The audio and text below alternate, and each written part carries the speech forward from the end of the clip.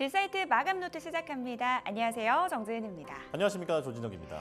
반도체에 아직 겨울은 오지 않았다. 오늘 마이크론 테크놀로지의 실적을 통해서 우리가 확인할 수가 있었습니다. 시장 컨센을 상회하는 실적 나왔고요. 가이던스 역시 시장 예상치를 크게 웃돌았습니다.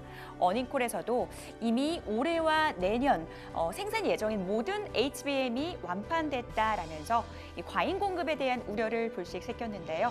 반도체주에 이제 본격적으로 펼쳐질 수 있을까요? 오늘 저희와 함께 전략 세워보시죠.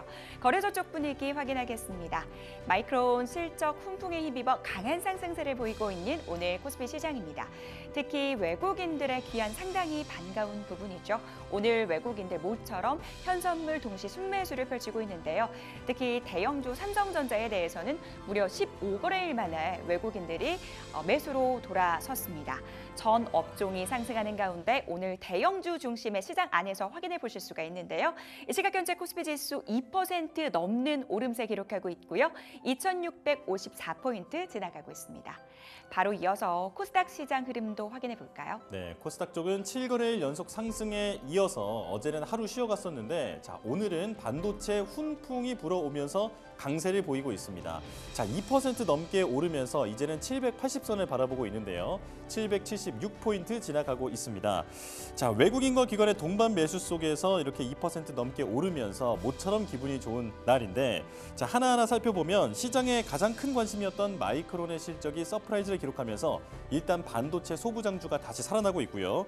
그런데 여기다 어제 장 막판에 잠깐 빠졌던 바이오까지 잘 견뎌주면서 지수를 또 받치고 있고 여기에 2차 전지도 분위기가 나쁘지 않습니다. 모처럼 삼박자가 맞아떨어지면서 지금 코스닥이 계속해서 뜨거운 장세를 보여주고 있습니다. 이제 앞으로가 중요하겠죠. 대응 전략을 오늘도 알아보도록 하겠습니다. 딜사이트 마감노트 필기 시작합니다.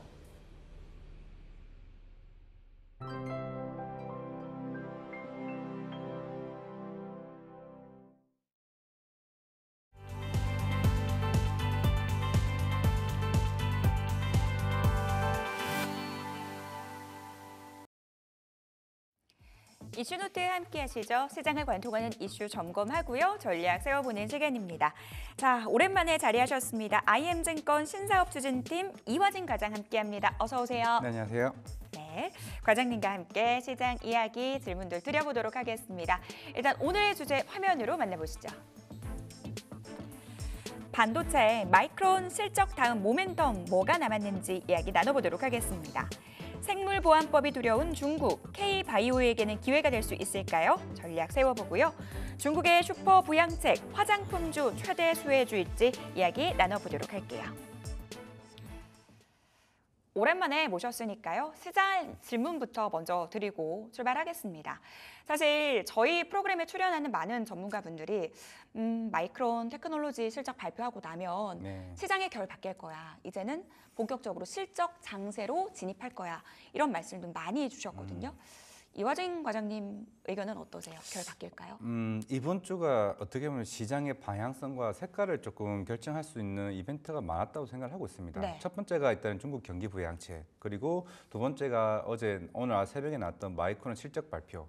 그 세 번째가 물론 어제 밸류업 지수에 대한 이제 발표를 하긴 했습니다만은 과연 여기에 대해서 외국인에 대한 시각이 어떠냐에 따라서 좀 바뀔 수 있다고 생각을 하고 있는데 일단 제가 봤을 때는 반도체는 그 모건 스탠리 리포트에 대한 어느 정도 그 신뢰성이 조금은 이제 마이크론으로 인해서 해소되는 기분이다라고 좀 생각을 하고 있습니다. 오해가 풀렸다라 볼 수가 있겠죠. 그러면 이제 다음 주 삼성전자 잠정 실적 발표가 있는 만큼 그러면 이제 기존에 워낙 많이 빠졌던 반도체 투심이 어느 정도 바닥은 좀 잡았다고 생각을 하고 있습니다. 그리고 두 번째가 결국 중국 경기 부양책인데 물론 이제 여기서 이제 석유 소비와 뭐 철강의 소비나 전반적인 소비재들이 살아나게 되면은 사실 그동안 거의 반년 이상 조용했던 관광 상품이나 면세나 다양한 그 카지노 쪽에 대한 수요가 다시 한번 더 올라올 수 있다라고 하게 되면 일단 색깔이 좀 많이 바뀔 수는 있다라 좀 생각을 하고 있기 때문에 지수에 대한 방향성이 아래냐 위냐라기보다는 좀 섹터 플레이에 대한 흐름이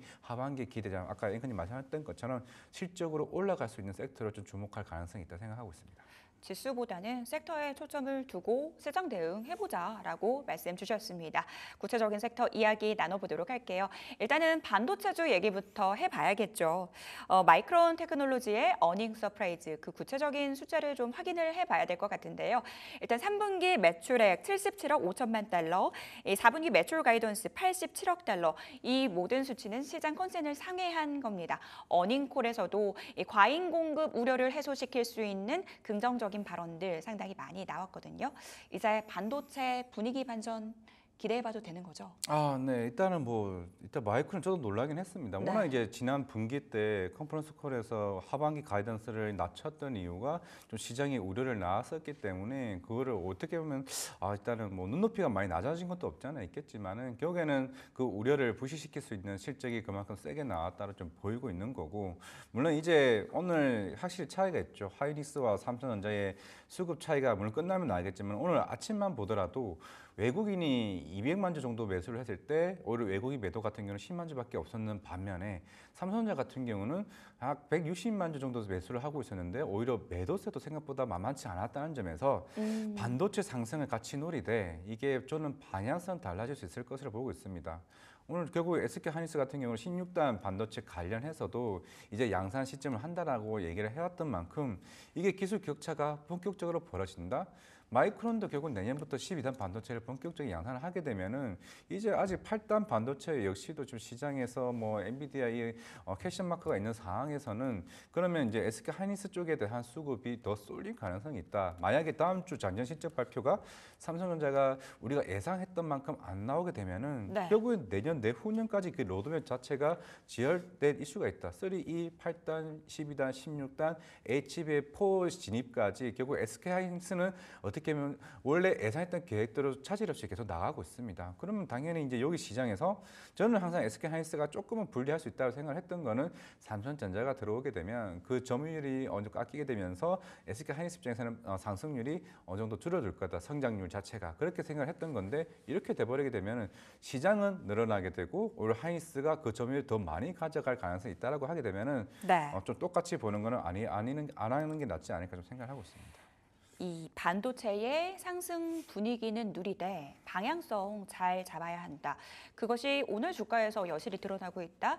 삼성전자 대비 SK 하이닉스의 반등폭이 더 크다라는 점에서 이를 좀 느껴볼 수 있었던 것 같습니다. 모건 스탠리의 겨울 타령 정말 잊을만 하면 반복이 됐었죠. 이에 반박하는 국내 증권사들의 리포트. 그러면은 이번 실적을 통해서 피컷 우려가 어느 정도 해소됐다라고 봐야 되는 건지 아니면 우리가 이 10월 초 삼성전자 실적 그리고 말에 있는 SK 하이닉스 실적까지 확인을 해야 되는 건지 그것도 궁금하거든요. 네, 오늘 일단 마이크론 리뷰를 하게 되면 일단 네. 스마트폰 쪽과 이제 PC 쪽 이게 사실 처음에 이제 머스틀에서 지적을 했던 부분에서 그동안 디램 가격 이제 하락을 통해서 스마트폰과 PC 쪽 수요가 부진이다라고 얘기했지만 오히려 증가했습니다. 마이크론 자체는 물론 이제 삼성전자 뚜껑을 열어봐야 됐고 하이닉스도 열어봐야 되긴 하겠지만은 실질적으로 디램 가격이 단가가 빠졌던 건 사실입니다. 그러면 이제 마이크론이 어느 정도 아직까지는 아니다라고 얘기를 하고 있고 삼성전자 보여주고 있다라고 하게 되면은 일단 모건 스탠리에 대한 약간 그 리포트는 굉장히 어떻게 보면 좀 가하다라고 좀 생각을 할 수가 있는 거고, 물론 오늘 마이크론이 14% 시간에서 급등을 했던 이유는 일단 AI 서버 쪽입니다. 서버에 대한 수요가 강하게 나오고 있다고 했고, 그런 데이터 센터와 사실 올해 가이던스 하향을 처음 잡았던 거는 결국에는 캐파에 대한 한계점이었습니다. 삼성전자와 하이닉스 대비해서 캐파가 한계가 있다 보니까 당연히 여기서 수요가 빠르게 올라와도 성장률이 이 정도 올라가는데 한계가 있다는 점에서는 부진을 했었는데 오늘 그 얘기가 나왔던 게 캐파 얘기가 나왔고 AI 서버 얘기가 나오면서 내년부터는 HBM 쪽으로 성장이 굉장히 크게 올라갈 거다. 큰 퍼포먼스가 커질 거다 얘기가 나오게 되면서 어느 정도 그런 모건스탠리에 대한 전망들을 다 부시시켰던 측면이 있었기 때문에 네. 그래서 오늘 좀 SK 하이닉스 향 그리고 한미 반도체 향 쪽으로 수급이 좀 강하지 않았나 생각을 하고 있습니다. 피크가 누려 어느 정도 해소가 됐다. SK 하이닉스와 한미 반도체단의 주가 상승 오늘 시장에서 확인을 해볼 수가 있었습니다. 과장님 얘기를 들어보니까 그래도 삼전보다는 하이닉스를 좀 더 긍정적으로 보고 계신 것 같아요. 근데 지금 저희 TV 보고 계신 시청자분들 중에 삼전 들고 계신 분들이 굉장히 많을 거예요. 네. 사실 제가 뭐 경제 앵커 하다 보니까 네. 주위에서도 저한테 얼마나 많이 물어보겠어요. 9층에 사람이 있고 네. 8층에 사람이 있는데 그러면 지금 비중 확대해도 돼?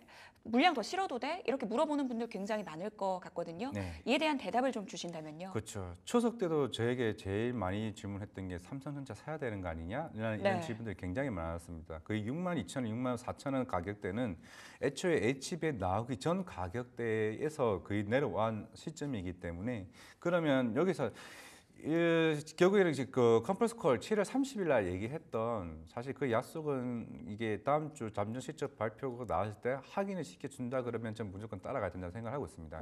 그게 뭐였냐면은 디램 매출에서 HBM 비중을 얼마만큼 비중을 차지하겠고 물론 메인은 4분기입니다. 4분기가 60%고 3분기가 10% 정도 HBM 비중을 차지한다는 건데 네. 그만큼 차지한다는 거는 애초에 얘네가 그러면 HBM3E 8단 쪽으로 해서 엔비디아 이미 납품이 됐다는 의미거든요. 그러면은 어느 정도 그러면 4분기 때는 이제 12단 이것도 어느 정도 컬 테스트 통과가 되는 과정이 진행이 되면은 실제로 60%가 올라간다. 그러면 전 삼성전자 실제 8만 원까지 갈 수 있다라고 좀 생각을 하고 있습니다. 근데 아직까지는 이게 확인되지 않은 상황이고 그럼 물론 이제 저도 여러 소부장 업체들 탐방 가게 되면은 삼성전자 컬 테스트 통과된 거는 맞다라는 좀 이게 추측성을 말씀을 하시기는 하세요. 네. 그런 하고는 있지만 결국 우리 눈에는 이거는 결국 외국인 수급을 봐야 되는 건데 외국인 수급이 거의 한 달간 거의 이틀을 제외하고는 계속 매도세로 일관을 해왔습니다. 그렇다는 거는 이게 개인이 들어올려서는 저는 안 된다고 생각을 하고 있고 외국인 수급이 좀 바뀌었을 때 그런 얘기가 나왔을 때 따라가도 나쁘지 않다고 생각을 하고 있고 굳이 보유하고 계시는 분은 매도라고 좀 일관하지는 마시고 네. 반도체가 업황이 돌아서더라도 SK하이닉스가 많이 올라갈 가능성이 있겠지만은 삼성전자도 어느 정도의 상승은 나올 수 있다는 좀 생각을 하고 있기 때문에 그래도 7만 원까지라도 조금 갈 수는 있지는 않을까 생각을 하고 있습니다. 삼성전자 6만 전자니까 지금 담아도 돼? 라고 묻는 분들에게 대한 충분한 답이 되셨길 바라봅니다. 전략들 세워봤고요. 자, 그러면 반도체주 내에서 종목 꼽아보도록 하겠습니다. 소부장주 안에서 보고 계신 종목 있으세요? 네, 일단은 좀 이오테크닉스를 좀 봐야 된다고 생각을 하고 있고 일반적으로 우리 아까 제가 얘기했던 것처럼 소부장 업체들은 하반기에 상저하고 그러니까 3분기, 4분기의 실적이 훨씬 더 좋습니다. 왜냐하면은 애초에 삼성전자나 SK하이닉스나 뭐 TSMC나 이런 회사들이 보통 신년회 때 주문 오더가 들어갑니다. 그러면 리드 타임 이 기준으로 보통 6개월에서 8개월인데 그게 3분기 때부터 실적이 크게 올라갈 거고 뭐 시장에서도 이미 컨센 자체가 2분기보다 3분기부터 더 올라가게 되는데 아까 얘기했던 것처럼 마이컬 테스트 통과가 됐다. 그러면 삼성전자가 지금 주문을 넣게 되면 대략 한 내년 1월이나 2월 달에 실적으로 쌓이게 됩니다. 그럼 장비가 이거 레이저 어닐링 장비나 스테스 다이신 장비 같은 경우도 결국에는 8단 반도체가 나왔다. 그러면 당연히 레이저 커팅 장비가 필요할 수밖에 없습니다. 그럼 이오테크닉스 장비가 들어갔고 네. 그럼 내년 3분기, 4분기, 1분기 이런 식으로 이게 실적이 크게 올라갈 가능성이 있기 때문에 지금 뭐 바닥에서 오늘 올라왔고 저점 매수라고 생각을 한다면 이오테크닉스는 적어도 내년 1분기 실적까지는 계속 올라갈 수 있다 생각하고 있습니다. 내년 1분기까지 꾸준한 실적 성장 기대된다라고 말씀해 주셨고요. 이오테크닉스 반도체주 내에서 탑픽으로 꼽아 주셨습니다. 자, 바로 이어서 바이오주로 넘어가 보도록 하겠습니다. 어제 이 장 막판에 또 바이오 종목들 특히 CMO, CDMO 기업들이 크게 밀렸습니다. 중국의 우시바이오가 생물보안법 대상에서 빠졌다라는 뉴스가 나왔었는데요. 과장님 이게 오보라면서요? 네, 이게 뭐 원래 하원 쪽은 다 그게 포함이 되어 있었고 상원 쪽에서 수정안이 뭐 삭제됐다고 얘기는 하고 있는데 네. 이게 빠진 게 아니라 이게 우시바이오가 우시앱텍의 관계사이기 때문에 같이 하나로 묶어졌기 때문에 그게 나온 거지. 그게 약간 오보로 좀 나왔습니다. 이게 네. 예전 6월 달에도 이와 비슷한 일단 루머성 이슈가 나오게 되면서 그 당시 뭐 ST팜이나 바이넥스 같은 경우도 거의 10% 넘게 하락을 한 적이 있었는데 이제 결국에는 지금 뭐 무리 없이 진행이 되는 거고 물론 오늘도 조금 바이넥스나 이런 회사들이 뭐 어제 빠진 것 대비 좀 반등을 크게 하지는 못하고는 있지만은 결국에는 지금 이제 하원이 통과가 됐고 이제 상원 특히 제가 어제도 삼성 바이오로시스를 IR에 다녀왔었는데 그래서 했던 말은 결국에는 대통령이 혹시나 바이든의 사인이 안 나오고 그 다음 트럼프나 이제 해리스 쪽이 누가 가도 상관없이 서명 될 가능성이 굉장히 높다라고 보게 되면은 그만큼 오히려 우리나라 업체들은 굉장히 기대가 크다. 왜냐? 아무리 인도 쪽에 CDMO를 한다고 하더라도 네. 제일 중요한 건 기술력 차이가 아니라고 하더라고요. 기술력 차이가 아니라 이런 CDMO 사업 같은 경우는 결국에는 신속력이 있고 그리고 굉장히 리드 타임을 굉장히 얼마만큼 타임라인을 얼마만큼 지키냐가 중요하다라고 합니다. 근데 아직까지 인도 같은 경우는 그런 측면에서 좀 시간을 잘 못 지키는 그런 투자자들 입장에서는 신뢰를 못 얻었기 때문에 삼성 바이오로이스 같은 회사 입장에서도 우리나라 ST팜과 바이낸스가 수혜를 입을 가능성이 굉장히 크기 때문에 일단은 성장은 계속 꾸준히 나올 수 있다라고 말씀을 하셨습니다. 생물보안법 최대 수혜는 결국 K바이오다라는 말씀 설명을 해주셨어요. 그런데 최근 시장에 사실 돈 자체가 그렇게 많은 시장은 아니잖아요. 네. 그렇다 보니까 오늘 마이크론 테크놀로지 실적 잘 나왔고 또 뭐 삼성전자와 하이닉스의 실적이 괜찮게 나와주게 된다면 다시 한번 반도체에 자금 쏠리면 바이오는 좀 상대적으로 약할 수 있지 않나라는 생각도 드는데 이 의견에 대해서는 좀 어떻게 보시는지요? 만약에 수급 안에서 이제 순환매가 이루어진다라고 하게 되면 네. 물론 2차 전지도 여기서 덩달아 이제 뭐 바닥으로는 계속 나오고 있는 상황이지만은 이번 3분기 실적에서 물론 반도체도 중요하겠지만은 제약 바이오 업체들의 실적도 굉장히 퍼포먼스가 좀 좋아질 수 있다라 좀 생각을 하고 있습니다. 일단 삼성 바이오스 2분기 굉장히 좋았었고 그리고 내년부터 송도 공장도 지어지기 때문에 당연히 CDMO 관련해서도 실적은 계속 올라가게 될 거고 이번 전 3분기 개인적으로 기대를 하는 거는 셀트리온과 그리고 에이프리 바이오 이 두 회사가 굉장히 중요합니다. 셀트리온은 진펜테라 계속 얘기를 하고 있는데 네. 2분기 때 22억만 찍혔어요. 그리고 저도 셀트리온 이제 이틀 전에 엔데아를 다녀왔었는데 올해 하반기 가이던스가 진펜테라만 2,500억입니다. 오. 2분기 22억이고 3, 4분기가 2,500억이고 내년에는 진펜테라만으로도 1조까지 매출을 기대를 하고 있습니다. 올해 목표가 가이던스가 3조 5천억. 3조 5천억에서 대략 2,500을 치면은 이제 진펜테라가 셀트리온에서 매출 비중이 거의 10% 가까이 올라오게 되고 내년이면은 거의 20-30%까지 매출 비중이 올라오기 때문에 실적이 계속 우상향하고 있는 회사를 우리가 투자 못할 이유가 있을까라는 좀 고민이 든다 좀 생각하고 있습니다. 그만큼 북미 쪽의 바이오 시밀러 시장이 워낙 전 세계적으로 50% 이상을 차지하는 규모가 큰 이제 시장이기 때문에 셀트리온은 진펜테라 말고도 스텔라 바이오 시밀러도 북미 쪽 시장을 겨냥을 한다라고 하게 되면은 바이오는 실체가 있고 실적이 나올 정도도 좀 봐야 된다. 그리고 에이프리 바이오도 그런 마일스톤에 대한 지급으로 인해서 2년 만에 흑자 전환한 기업이 또 나옵니다. 그러면은 제약 바이오가 항상 기대감이 아니라 이제 실적이 나오기 시작을 했네라고 하게 되면 물론 반도체도 매력이 있겠지만은 저는 네. 바이오 쪽도 충분히 이쪽과 비교했을 때도 승산이 있을 수 있는 매력도 있는 종목들이 굉장히 많다라고 좀 생각하고 있습니다. 과거와는 바이오를 대하는 시선 달라야 한다. 이제는 좀 실적이 찍히는 기업들이 많아졌다라는 점에서 바이오 종목들 더 봐야 한다라고 말씀 주셨습니다. 근데 사실 바이오주는 개별 종목의 리스크가 크잖아요. 그렇기 때문에 종목을 그 안에서 잘 고르는 게 진짜 중요할 것 같아요. 어떤 종목 보세요? 알테오제는 좀 잡아야 된다고 생각하고 오. 있습니다. 이 가격 때는 부담스럽다 하시는 분들 굉장히 많으신데 네. 물론 지금 이제 ADC, SC 관련 뭐 다이치 산큐겠죠. 왜냐하면은 화이자, 시젠 같은 경우도 이 ADC 또 다른 강자이긴 하지만은 이게 결국에 독점 계약이기 때문에 할로자인 아니면은 알테오젤입니다. 이미 시젠 같은 경우는 이제 할로자인과 같이 하고 있는 상황이기 때문에 그럼 다이치 산큐는 같은 ADC라면은 알테오젤밖에 할 수 없는 상황이고 이미 탐식 계약이 어느 정도 완료가 됐고 그 이후에 결국에는 뭐 로열티나 향후에 이런 전체적인 계약금까지 해서 지금 그 논의 중에 있는 상황이라 생각을 하고 있습니다. 이미 3분기는 이제 다 지나갔고 결국 4분기 이내에 발표가 될 가능성이 있는데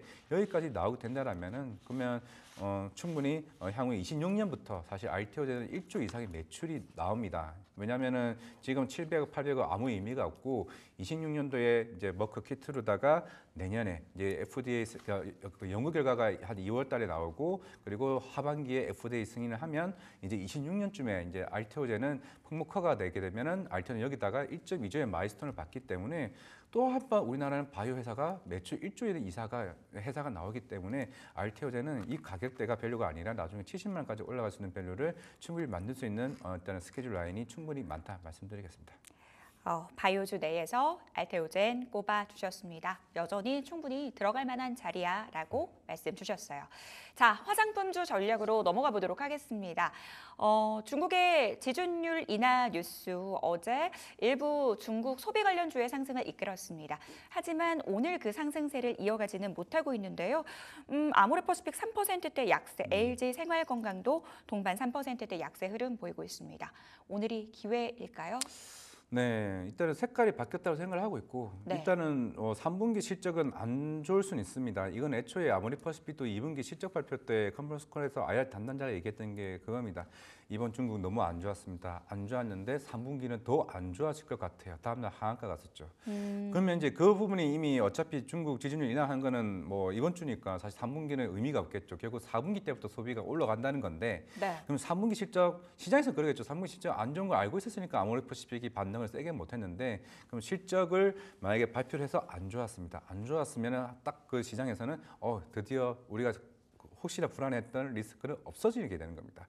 4분기 실적에 대한 기대감이 더 커지기 때문에 북미 쪽 이미 잘하고 있고 기초 화장품 매출 계속 올라가고 있는 상황에서 그런데 중국의 적자 폭이 갑자기 4분기 때 확 줄어들 가능성이 있기 때문에 그럼 내년부터는 중국 쪽도 플러스가 되고 그러면 여기다가 북미 쪽은 더 성장하는 구간이 있다라고 하게 되면은 아모레퍼시픽은 좀 매력적이 있는 구간이라 좀 생각을 하고 있고 네. 사실 LG생활건강도 충분히 30% 비중이 이스포저가 중국 쪽이기 때문에 특히 면세법인 쪽의 데이터가 좀 크게 플러스될 가능성이 있지 않을까 좀 생각을 하고 있습니다.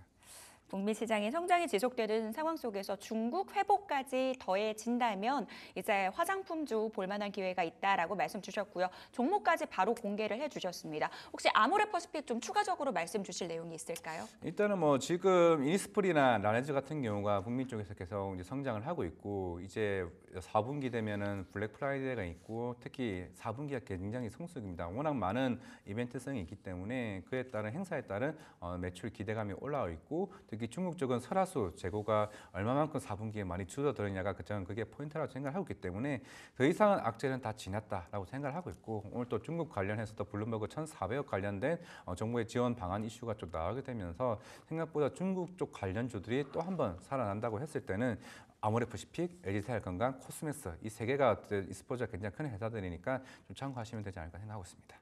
네.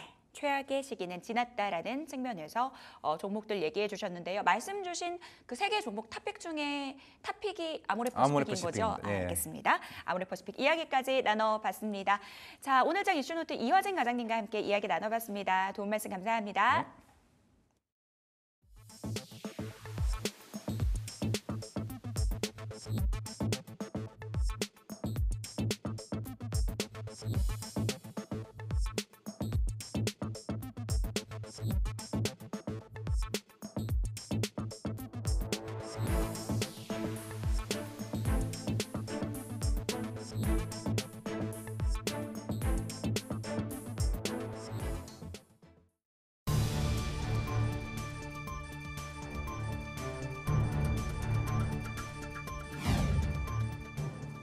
(9월 26일) 이 시각 주요 뉴스입니다. 윤석열 대통령이 26일 국가인공지능위원회 출범식 그리고 제1차 회의를 주재하면서 대한민국을 오는 2027년까지 인공지능 3대 강국으로 도약시킬 것이라며 AI 국가 총력전을 선포했습니다. 기획재정부가 발표한 세수 재추계 결과에 따르면 올해 국세 수입이 세입 예산보다 29조 6천억 원 부족할 것으로 예상되면서 지난해 역대 최대 규모인 56조 4천억 원의 결손이 발생한 데 이어 2년 연속 대규모 세수 펑크가 현실화할 전망입니다. 우리나라에 유입되는 이민자 수가 장기적으로 2배 증가해도 인구는 60% 줄어든다는 분석이 제기돼 이민 정책이 고령화 등 인구 문제를 해결하는 수단으로 한계가 있다는 지적이 나옵니다. 미국 반도체 기업 마이크론이 현지 시간 25일 시장 기대치를 상회하는 호실적을 발표한 가운데 삼성전자와 SK하이닉스도 26일 장중 전일 종가 대비 각각 4%, 9% 오르며 강세를 보이고 있습니다. SK하이닉스가 세계 최초로 고대역폭 메모리 5세대인 HBM3E 12단 제품 양산에 돌입하면서 HBM 시장 주도권을 굳히고 있습니다. 더본코리아가 기업 공개를 통해 증시 상장을 준비하고 있는 가운데 기업 가치 산정을 위한 피어그룹에 사업 모델이 유사한 기업을 모두 제외하면서 몸값 부풀리기 아니냐는 지적이 나오고 있습니다. 현대차 기아는 미래 전기차 배터리 경쟁력을 확보하기 위해 현대제철, 에코프로비엠과 함께 리튬 인산철 배터리 양극재 기술 개발 과제에 착수한다고 밝혔습니다. 서울시는 서울 여의도 금융가에 파크원보다 높은 350m 이상의 초고층 건물이 들어설 수 있게 하는 지구 단위 계획을 수정 가결했다고 밝혔습니다. 이 시각 주요 뉴스였습니다.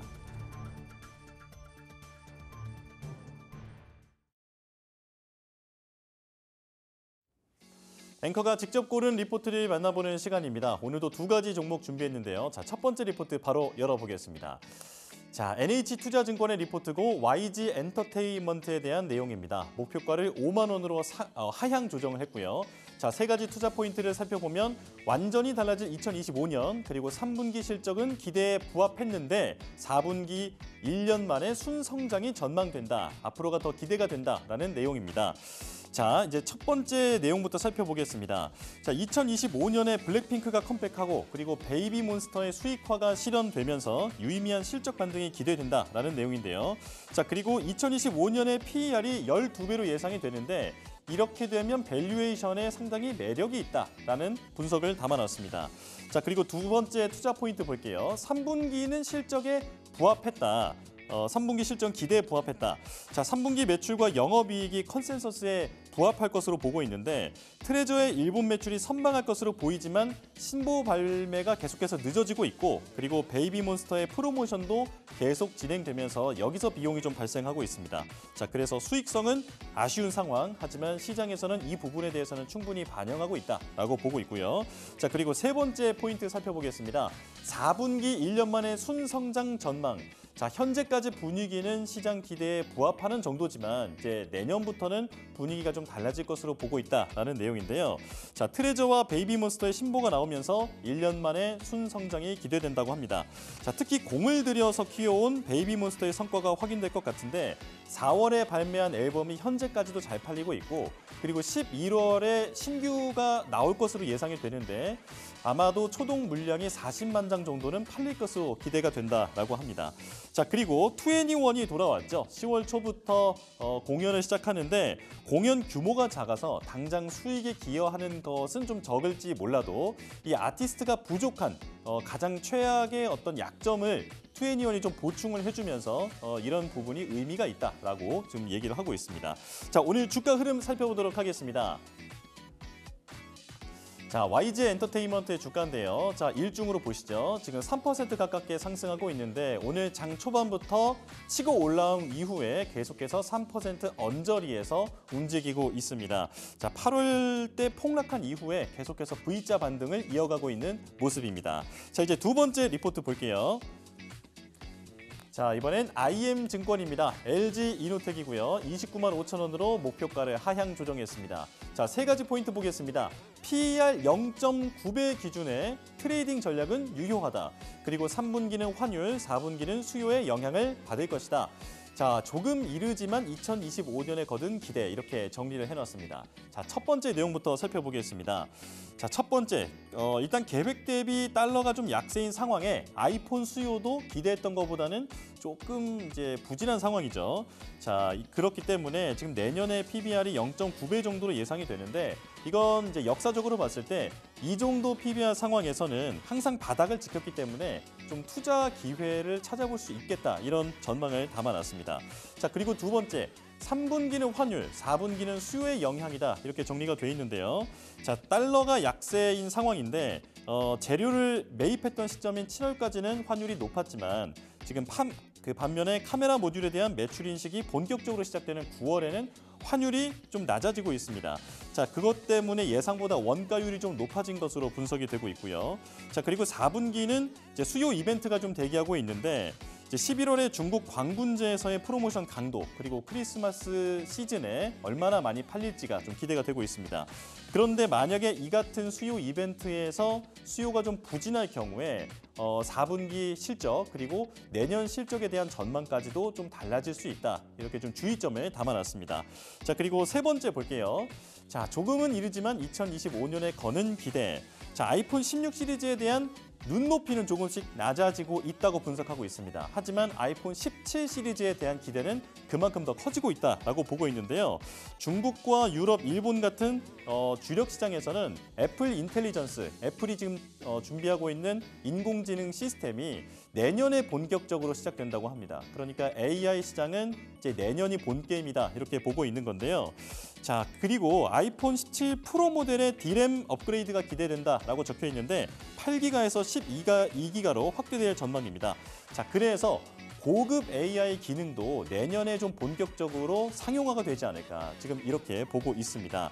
자, 그리고 내년에 신규 시리즈가 나오면 그중에 하나가 5mm밖에 안 되는 두께의 어떤 신규 모델이 나올 수도 있다라는 외신 보도도 있는데 만약 그렇게 되면 새로운 수요가 발생할 수 있겠죠. 자, 이것도 좀 기대가 되고요.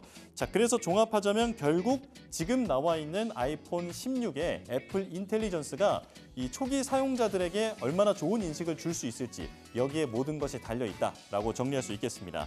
자, 오늘 주가 흐름 살펴보겠습니다. 자, LG 이노텍 역시 오늘도 상황은 좋은데요. 1.79% 상승하고 있고요. 장 초반부터 지금까지 한 번도 음봉으로 넘어가지는 않은 상황입니다. 자, 2% 가까운 강세를 보여주고 있는 상황. 자, 이렇게 두 가지 종목에 대한 리포트 살펴봤습니다. 이어서 역발상 투자 시간에는 손창현 팀장이 골라온 보고서 내용 보겠습니다.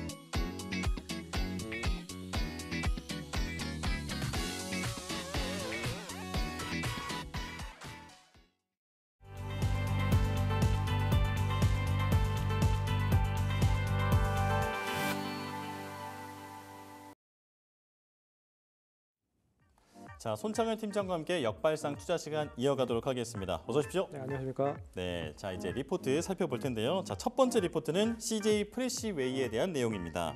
IBK 투자증권의 리포트고 목표가는 48,000원 유지 의견이 나왔습니다.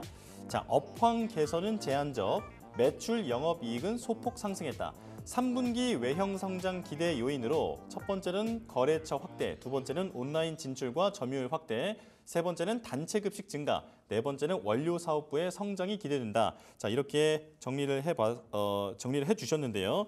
자, 지금 구내 식당이나 학교 급식이 코로나 이전 수준으로 많이 회복하고 있는 상황인데 이 CJ 프레시웨이 같은 식자재 기업에는 어떤 기회가 열려 있을까요? 예, 근데 CJ 프레시웨이가 좀 아쉬운 게 병원 파업 관련돼서도 영향을 좀 받고 있는 상황이라. 아, 그쪽에도 공급을 하고 있죠. 네, 그렇죠. 네. 그래서 그렇게 뭐 썩 좋은 모습은 보이진 않지만 그래도 원체 여러 가지 식자재 유통과 뭐 다른 사업들, 급식 기업 사업들이 계속 늘어나고 있는 상황이라 좀 긍정적이라고 볼 수 있을 것 같고요.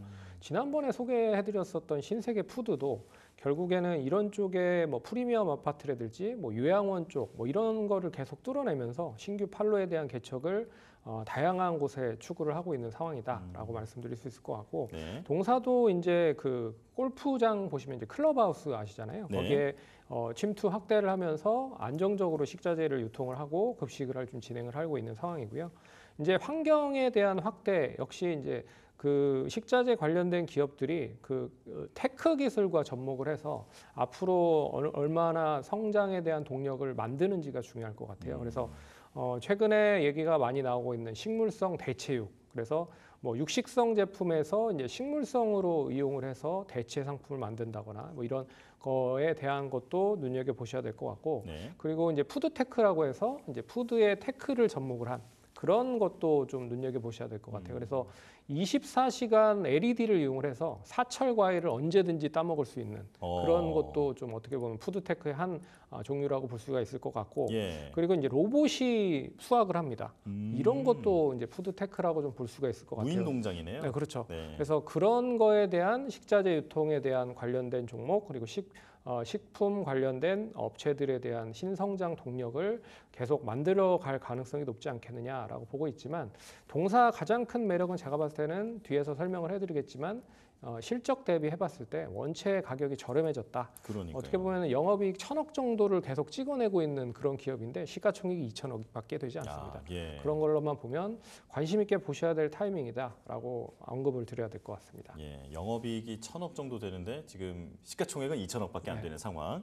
다른 이제 리포트들도 보니까 이렇게까지 빠질 일인가 뭐 네. 이런 식의 제목이 있더라고요. 자, 그렇다면 리포트 내용 좀 자세히 살펴보도록 하겠습니다. 네, IBK 투자증권에서 리포트를 출시를 했고요. 48,000원 매수 유지를 이제 목표가로 제시를 했습니다. 네. 제목은 이렇게 빠질 일인가라고 제목을 언급을 했고요. 아, 이거였군요. 네, 예. 그리고 첫 번째 단락 보시면 3분기도 업황 개선이 제한적일 가능성이 높다라고 얘기가 나오고 있습니다. 그래서 3분기 추정되고 있는 매출액은 8,567억이고요. 그리고 영업이익은 312억이다. 그래서 전년 동기 대비해 봤을 때 다 5%, 3% 정도 계속 올라가고 있다라고 추정을 하고 있는 상황이고요. 하지만 이제 3분기에 공정위 과징금이 있습니다. 이게 일회성 비용으로 245억 정도 있어서 이게 당기 순이익으로 반영이 되면 경상이익은 좀 부진할 가능성이 높다라고 보고 있고요. 하지만 이제 3분기에 단체 급식에 대한 게 여전히 성장성이 높고 하지만 외식 사업에 대한 부진으로 전반적인 약세 실적 성장은 좀 제한적일 가능성이 높다라고 평가를 하고 있는 상황입니다. 3분기 외형 성장이 기대되고 있는 부분인데요. 네 가지로 좀 그러니까 세 가지로 좀 구성을 해볼 수 있을 것 같아요. 첫 번째 이유는 영업 조직 개편에 따른 거래처 확대가 증가가 되고 있다라고 첫 번째로 얘기를 하고 식수 증가와 더불어서 이제 신규 수주에 따른 단체 급식이 호조가 되고 있다라고 언급을 하고 있고요. 그리고 세 번째는 온라인 채널 쪽으로도 계속 시장 점유율이 증가를 하고 그리고 원료 사업부에 대한 성장이 계속 증가가 되고 있다라고 얘기를 하고 있습니다.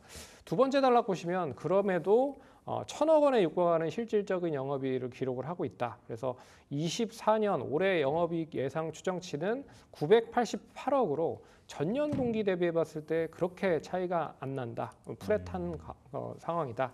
그래서 23년과 큰 차이는 없고 이런 과징금에 대한 우려에도 불구하고 영업이익 자체는 그대로 이제 플랫한 평범한 수준이다라고 볼 수 있을 것 같습니다.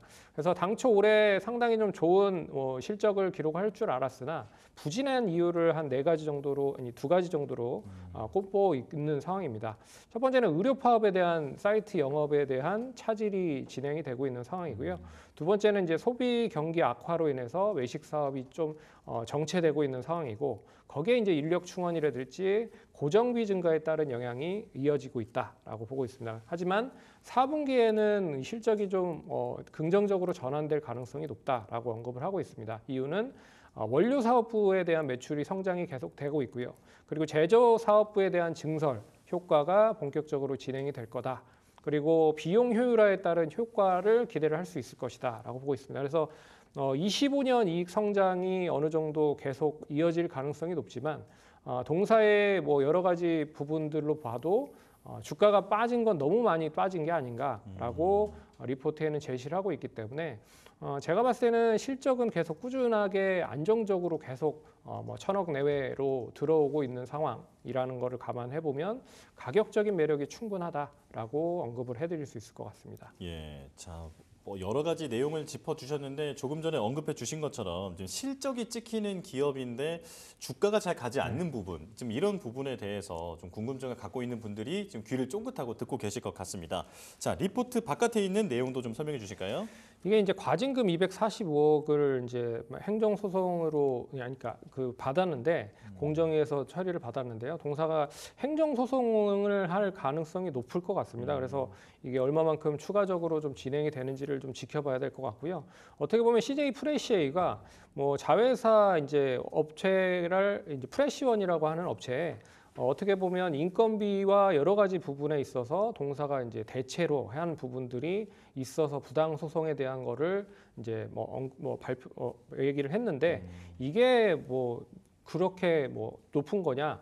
그래서 행정 소송에 대한 그게 가능성이 높아지고 있는 상황인 것 같고요. 그리고 이제 신사업에 대한 추진도 계속하고 있는 상황이라 이게 얼마만큼 좀 영향을 끼칠 수 있는지도 눈여겨 보셔야 될 것 같습니다.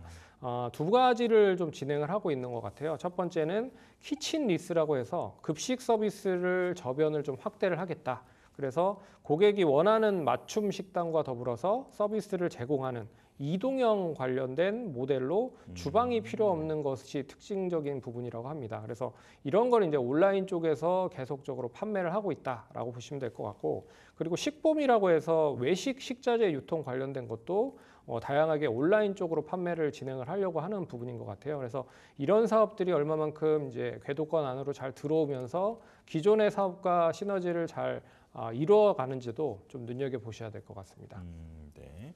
그리고 또 급식 사업장의 뭐 자동화도 좀 이루어지고 있다라고 하는 내용도 있는데 좀 눈여겨 보면 좋을 것 같고요. 자, 그렇다면 목표가를 보겠습니다. 지금 48,000원 나와 있잖아요. 네, 목표가는 이제 IBK 투자증권이 제시한 48,000원이 PER 11배 정도밖에 되지 않습니다. 그러면 지금 현재 PER이 4.5배 정도 수준밖에 되지 않는다는 거죠. 그래서 대부분 이런 종목들이 이제 뭐 주가가 못 가고 있는 이유는 뭐 여러 가지가 있지만 뭐 가장 중요한 게 그거죠. 이제 성장성에 대한 고민이 가장 크다라고 볼 수가 있을 것 같습니다. 그래서 앞에서 얘기해드렸던 그 온라인 사업이라든지 뭐 푸드테크라든지 뭐 이런 거에 대한 거를 좀 잘 믹싱을 해서 사업에 연결을 시킬 수 있는지를 보셔야 될 것 같고요. 그렇기 때문에 지금 가격적으로 봐도 가격 매력이 충분하다라고 말씀드릴 수 있을 것 같고요. 그나마 좀 그 긍정적인 건 뭐냐면 거래량이 계속 좀 늘고 있다라고 좀 보고 있는 상황입니다. 그래서 오늘도 거래량이 기존에 좀 부족했었던 거래량이 좀 늘고 있다라는 거는 눈여겨 보셔야 될 것 같고요. 그렇기 때문에 이 흐름이 그대로 유지가 된다라고 하면 1차적인 기술적 목표가는 21,000원 이상까지도 상승을 할 수 있지 않을까 그렇게 보고 있고요.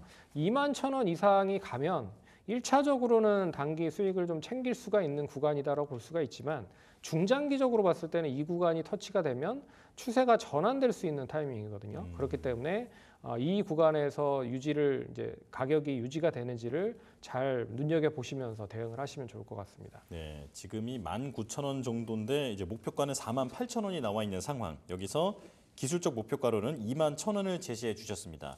자, 이제 두 번째 리포트 보겠습니다. 현대오토웨버인데요. 자, 대신증권의 리포트고 목표가는 23만 원 유지 의견이 나왔습니다.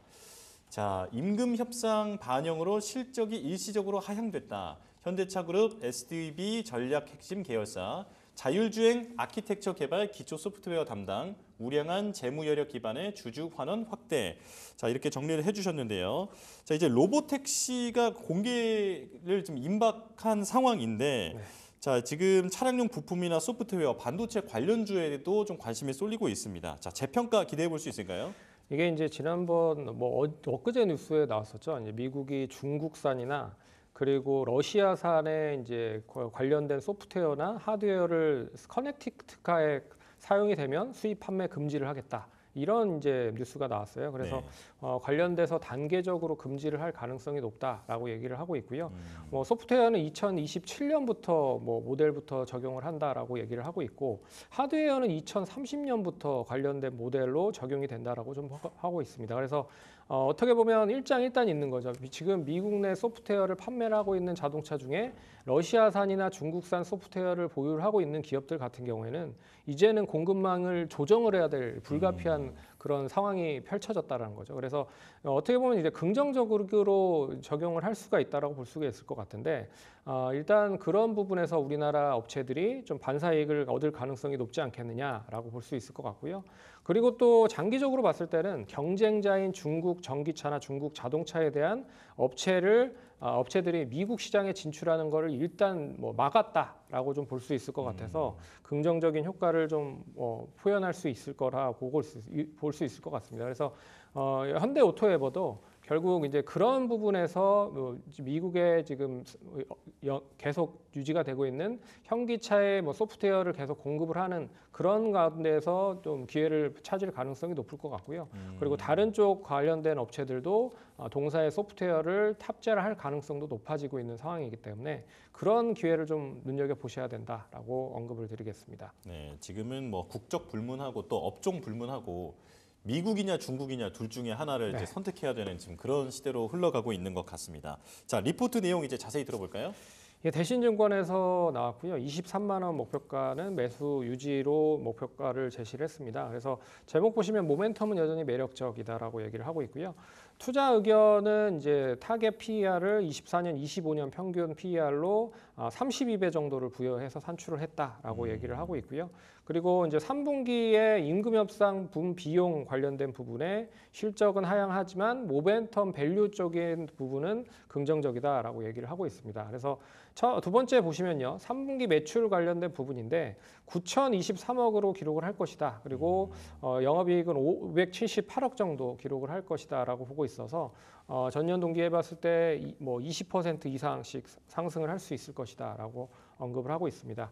그리고 3분기에 예상 관련된 실적은 이 기존의 컨센보다는 조금 하회를 했다. 그래서 기존에는 742억의 영업이익을 기록을 할 것이다라고 얘기를 했지만 682억으로 하회를 예상을 했다라는 거를 보셔야 될 것 같고요. 하회에 대한 이유는 뭐 간단합니다.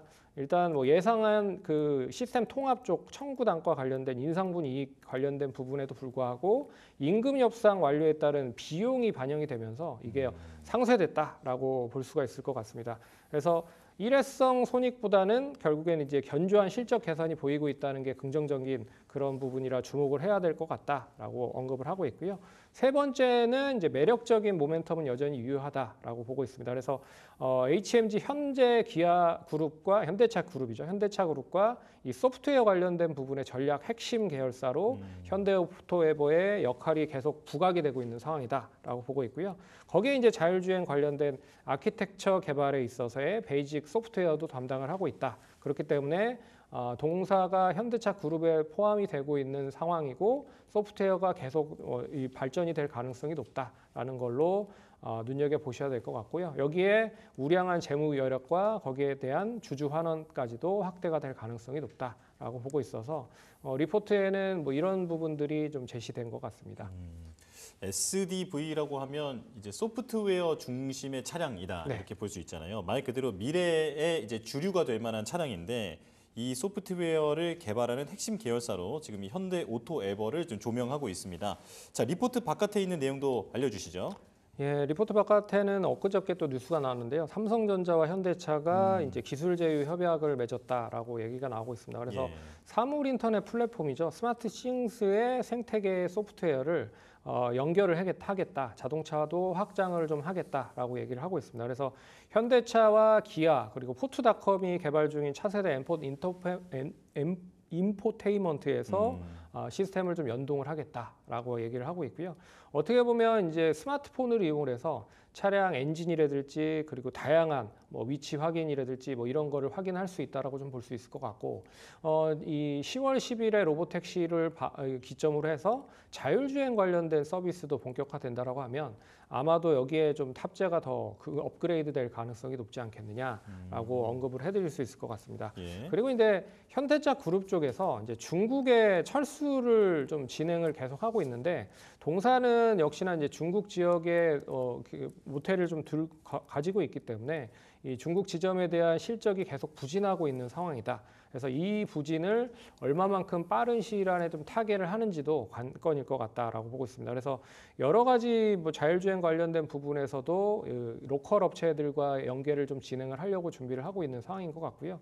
그리고 테슬라도 어떻게 보면 중국 쪽에 적극적으로 좀 침투를 해서 자율주행 쪽에 대한 기회를 계속 살리려고 준비를 하고 있기 때문에 동사도 아마 그런 쪽에서 기회를 좀 찾으려고 노력을 하고 있지 않나 그렇게 좀 봐야 될 것 같습니다. 네, 자 말씀을 들어보니까 진짜 이제 글로벌 자동차 업계가 완전 미래차를 위해서 이제 박차를 가하고 있다라는 생각이 듭니다. 자, 그럼 적정 목표가 여쭤볼게요. 지금 23만 원 나와 있는데 어떻게 보십니까? 예, 대신증권의 23만 원의 평가 기준은 PER이 한 32배 적은 적용을 하였다라고 보고 있어서 가격이 그렇게 저렴하진 않습니다. 그거 뭐 적정 수준이다라고 볼 수가 있을 것 같고요.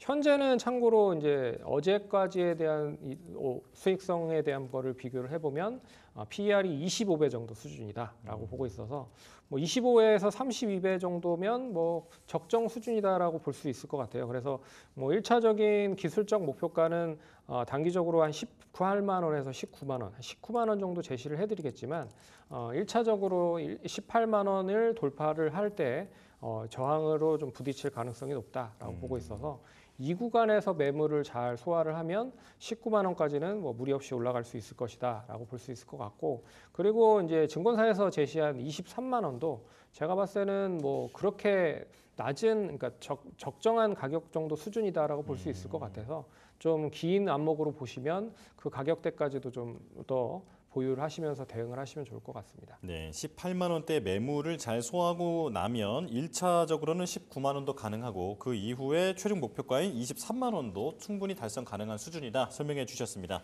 자, 여기까지 말씀 나누겠습니다. 손창현 팀장과 함께했습니다. 고맙습니다.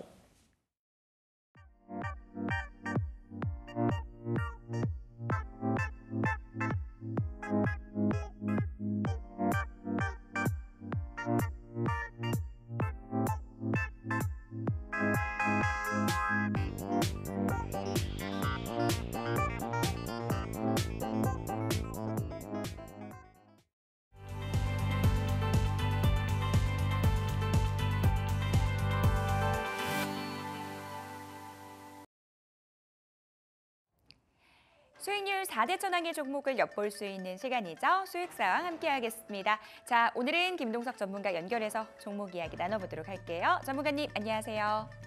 네, 반갑습니다. 네, 시장의 상승 분위기를 만끽할 수 있는 그런 종목 오늘 소개해 주시죠.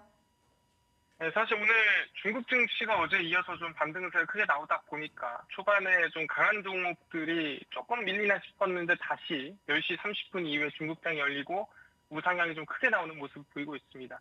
이 안에서도 우리가 좀 앞으로 추세 상승이 나올 수 있을 만한 종목들을 관심 가져야 되는데 그중 하나가 한국가스공사라고 말씀드리겠습니다. 일단 한국가스공사 같은 경우에는 모두가 아시다시피 대왕고려 프로젝트 관련된 수혜 기업이라고 보시면 될 것 같은데 그걸 떼놓고서 우리가 그냥 기업 자체로 본다면 어떨까에 대한 고민을 해봐야 됩니다. 실제 한국가스공사는 미수금이 상당히 높은 상태죠. 미수금이 뭐냐면 천연가스를 비싸게 사와서 대한민국에 이 도시가스를 공급을 하는데 사실 비싸게 사왔으면 비싸게 팔아야 되는데 가격이 정해져 있다 보니까 적자가 나는 거죠. 근데 미수금이라는 게 뭐예요? 언젠간 받을 수 있을 돈이다 라고 적어놓는 겁니다. 그래서 쌓아놓는 거고 그 돈이 14조까지 갔었습니다. 근데 최근에 8월부터 도시가스 가격이 상승을 했고요. 그러다 보니까 미수금이 슬슬 줄어들고 미수금이 줄어들면 돈을 빌려서 채워놓고 있었기 때문에 이자 비용이 줄고 이자 비용이 줄면 아시겠지만 당연히 실적이 개선되는 모습을 보일 것으로 전망을 하고 있고요. 거기에 추가적으로 이 슬슬 이제 겨울이 다가오고 있습니다. 여름이 좀 많이 길었죠. 근데 가을이 지나고 이제 겨울이 정말 한순간에 오거든요. 근데 말씀드렸지만 라니냐가 올해 올 가능성이 높기 때문에 아마 추위가 상당히 높을 것으로 전망이 됩니다. 그래서 이 추위가 강해지면은 남방 수요가 늘어나고 남방 수요가 늘어나면은 당연히 가스에 대한 이 수요가 늘어날 수밖에 없다라고 말씀을 드리는 부분입니다. 그래서 지금 구간이 구조적으로도 상당히 나쁘지 않은 구간이라고 저는 생각을 하고요. 거기에 추가적으로 연말에 이 대왕고려 프로젝트 시추까지 진행이 된다면 사실 결과는 내년 상반기에 나옵니다. 그래서 기대감만 올해 연말까지 계속 이어지는 거예요. 파기 시작하는 순간부터 결과 나올 때까지는 아무도 답을 알 수 없는 거거든요. 그래서 지금 상황에서 구조적 성장과 그다음에 대왕그룹 프로젝트에 대한 기대감이 현실화되는 상황이다라고 말씀드리면서 지금 차트를 보시면은 주가 자체가 박스권을 만들어주고 있습니다. 근데 최근에 시장이 조금 밀렸죠. 나쁘지 않은 가격이라고 생각하고요. 매수는 현재 이 시초가 이하로 음봉이 나오면은 매수하시면 좋을 것 같다 말씀드리고 상단 박스권입니다. 일단은 5만 원 돌파 저희가 1차 목표가로 보는 걸로 하고 손절가 같은 경우에는 하단에 있는 매물대입니다. 42,000원 라인대 아마 이 구간은 거의 이탈을 안 할 가능성이 높은데 그래도 손절가 42,000원 목표가 5만 원 잡으면서 안정적인 대응 가져가시길 바라겠습니다. 가격 전략까지 들어봤습니다. 김동석 전문가와는 여기서 인사 나눌게요. 도움 말씀 감사합니다. 감사합니다. 네, 한국가스공사의 투자 포인트 잡아볼게요. 이 종목 하면 가장 먼저 떠오르는 키워드 바로 대왕고래 프로젝트입니다. 이 대왕고래 프로젝트가 구체화되면서 이로 인해 주가 상승 기대해 볼 수 있다라고 말씀 주셨는데요. 더불어서 올 겨울 엄청난 추위가 예상되는데 연말 난방 수요가 증가할 것으로 전망되면서 수익성 개선 이어갈 수 있다라고 말씀 주셨습니다. 목표가는 5만 원이고요. 손절가 4만 2천 원 잡고 대응해 보도록 할게요. 자, 강호진 전문가 연결해서 종목 이야기 마저 나눠보겠습니다. 전문가님, 안녕하세요. 네, 안녕하세요. 네, 오늘의 종목 바로 공개해 주시죠. 네, 오늘 소개해드릴 종목은 바로 이제 드림텍이라는 종목입니다. 이제 드림텍 같은 경우에는 이제 모듈을 생산을 해서 뭐 스마트폰이나 로봇 이런 곳에 이제 공급을 하고 있는 기업이라고 좀 봐주시면 되는데, 사실 이전에는 카메라 모듈로서 굉장히 좀 크게 좀 부각을 받았었던 기업 중에 하나입니다. 그런데 이제 최근에는 반도체 사업 부문, 그리고 이제 스마트폰, 그다음에 이제 로봇 이쪽에서 더 부각을 좀 받고 있는 부분이라고 생각을 하시면 되고요. 그러면 이제 최근 들어서는 이제 인도 공장에 이제 증설 진행을 했습니다. 근데 이제 지난 4월에 이제 완공이 되게 되면서 이제 본격적으로 이제 납품이 되게 시작을 했습니다. 이제 그러면서 이제 본격적으로 실적 개선세가 조금 나타나고 있다라고 생각을 해주시면 되는데, 그래서 실적을 잠깐 한번 보여드리고 가도록 하겠습니다. 자, 그래서 드림텍의 이제 연간 실적을 한번 보시게 되면은 이전에 21년도, 22년도에 피크를 한번 찍었다가 작년도에 다시 영업이익이 300억대로 좀 내려오는 그런 모습을 보여줬습니다. 근데 아무래도 이제 신사업에 대한 투자나 이런 것들로 인해서 좀 부진한 것처럼 좀 보여졌었는데, 이제 올해부터 특히나 이제 올해 하반기부터 본격적으로 실적 성장세가 좀 나타난다라고 보시면 됩니다. 그래서 아까 말씀드렸었던 인도 공장이 이제 올 4월에 그러니까 2분기에 이제 완공이 됐기 때문에 이제 본격적으로 하반기에 실적이 이제 추가된다라고 보시면 되겠고, 그거에 힘을 얻어서 이제 내년까지 그리고 내후년까지도 계속해서 성장을 이어간다라고 봐주시면 될 것 같습니다. 그래서 실적 성장에 대한 모멘텀을 가지고 있는 기업이라고 봐주시면 되겠고, 또 이제 그뿐만이 아니라 단순히 스마트폰에 들어가는 모듈, 뭐 카메라 모듈 이런 부분뿐만이 아니라 이제는 반도체 관련 사업도 좀 진행을 한다라고 생각을 하시면 되는데, 이제 본격적으로 4분기부터 신사업으로서 이제 D램 모듈과 그리고 SSD 관련 사업도 좀 영위를 할 예정이라고 합니다. 그래서 이제 신사업 동력, 그러니까 신성장 동력을 좀 가지고 가는 기업이라고 좀 봐주시면 됩니다. 그래서 바닥 구간에서 턴어라운드가 나올 수 있는 그런 가능성을 가지고 있는 기업이라고 봐주시면 되겠고, 또 이제 그뿐만이 아니라 최근에 이제 보피 출시와 관련된 이슈가 좀 남아 있습니다. 그러니까 삼성전자가 이제 지난 22일에 이제 조만간 보핏을 출시를 하겠다라고 좀 밝힌 바가 있는데, 빠르면 이번 달 안으로, 뭐 늦어도 뭐 다음 달 내지 뭐 두세 달 안으로 좀 나올 것으로 좀 예정이 되어 있는 상황인데, 자, 특히나 지금 이 드림텍 같은 경우에는 아까 이제 로봇에 관련된 이제 모듈도 생산을 하고 있다라고 말씀을 드렸죠. 그래서 직접적으로 보핏에 이제 적용이 되고 있는 그런 메인 모듈이나 센서 모듈, 그리고 뭐 통신 모듈 이런 것들을 좀 공급하고 있는 회사라고 봐주시면 되겠습니다. 그래서 이런 삼성전자와 관련돼서 또 로봇 이슈가 좀 발생을 하게 되면은 이런 관련주들이 움직임을 보여줄 수 있다라고 생각을 하시면 될 것 같습니다. 그래서 사실 이전에는 뭐 관련주들 그냥 뭐 로봇과 관련된 종목들이 전반적으로 올랐는데, 이제 드림텍 같은 경우는 실제로 또 보핏에 공급을 하고 있는 상황이다 보니까 조금 더 강하게 움직일 수 있는 가능성을 가지고 있다라고 보시면 되겠고, 추가적으로 차트 한번 보면서 가격 전략까지도 안내 드려보도록 하겠습니다. 자, 이제 지난 23년에 이전 최고점을 좀 찍은 그러니까 경신한 이후에 계속적인 조정이 좀 나타났습니다. 그러다가 이제 올해 중순까지도 조정을 좀 보여줬었는데, 최근 들어서 이 8,000원 구간대에서 땅바닥을 찍고 조금씩 반등이 나오려는 모습들이 확인이 되고 있습니다. 그래서 앞서 말씀드린 대로 이제 신성장 동력을 좀 가지고 있는 상황이고, 또 이제 실적까지도 개선이 되고 있는 상황이다 보니까 충분히 이제 바닥 구간에서 턴어라운드가 나올 수 있다라고 생각이 들고, 이제 로봇 테마, 이제 보핏과 관련된 부분은 사실 좀 단기적인 이 슈팅을 만들어내는 재료라고 생각을 합니다. 그래서 그 부분을 참고해 주시고, 일단은 매수가 같은 경우에는 소폭 조정이 나온다. 그러니까 다음 음봉에서 우리가 매수를 진행한다라고 생각을 하시면 되시고, 8,500원에서 8,800원으로 한번 잡아보도록 하겠고, 그다음에 이제 1차 목표가 같은 경우에는 이제 라운드 넘버로 좀 잡아봤습니다. 1만 원 가격대까지도 한번 보겠다. 근데 1만 원 가격대 보시면은 사실 이전에도 좀 저항을 좀 받고 눌렸었던 그런 모습들이 확인이 되어지는 부분입니다. 그래서 매물도 어느 정도 쌓여 있는 가격대다 보니까 한 차례 좀 저항을 받을 수 있는 가격대라고 판단을 해서 한번 잡아봤고, 손절가 같은 경우에는 좀 러프하게 잡아봤습니다. 이전 최저점이 7,250원인데 손절가를 7,250원 최저점 구간으로 열어두고 한번 보도록 하겠습니다. 네, 드림텍에 대한 이야기 나눠봤습니다. 오늘 도움 말씀 감사합니다. 네, 감사합니다. 네, 드림텍의 포인트 저와 함께 다시 한번 정리를 해보시죠. 삼성전자의 보피 출시가 임박했다라는 뉴스 다들 보셨을 것 같습니다. 주요 부품 공급 업체로 선정이 됐다라는 점 호재로 작용할 것이다라고 말씀 주셨고요. 이와 더불어서 인도 공장이 완공되면서 실적 증가 기대된다라는 부분 말씀 주셨습니다. 목표가는 10,000원, 손절가는 7,250원 잡고 대응해 보도록 하겠습니다. 자, 이어서 이주영 전문가 연결해서 종목 이야기 나눠볼게요. 전문가님, 안녕하세요. 네, 안녕하세요. 네, 오늘은 어떤 종목 공개해 주실 건가요? 네, 오늘의 관심 종목은 LG 에너지 솔루션 준비를 좀 했는데요. LG 에너지 솔루션은 뭐 대표적인 셀 3사고요. 이제 먼저 시장 전략 먼저 말씀 좀 드리면요. 시장의 어떤 이제 변동성이 굉장히 좀 큰 구간이지만 이미 이제 국내 증시 저평가 영역에 좀 접어들었기 때문에 금리 인하 사이클과 맞물려서 완만한 상승 랠리가 나와줄 수 있다. 이런 얘기 제가 좀 강조해서 말씀 좀 드리고 있고요.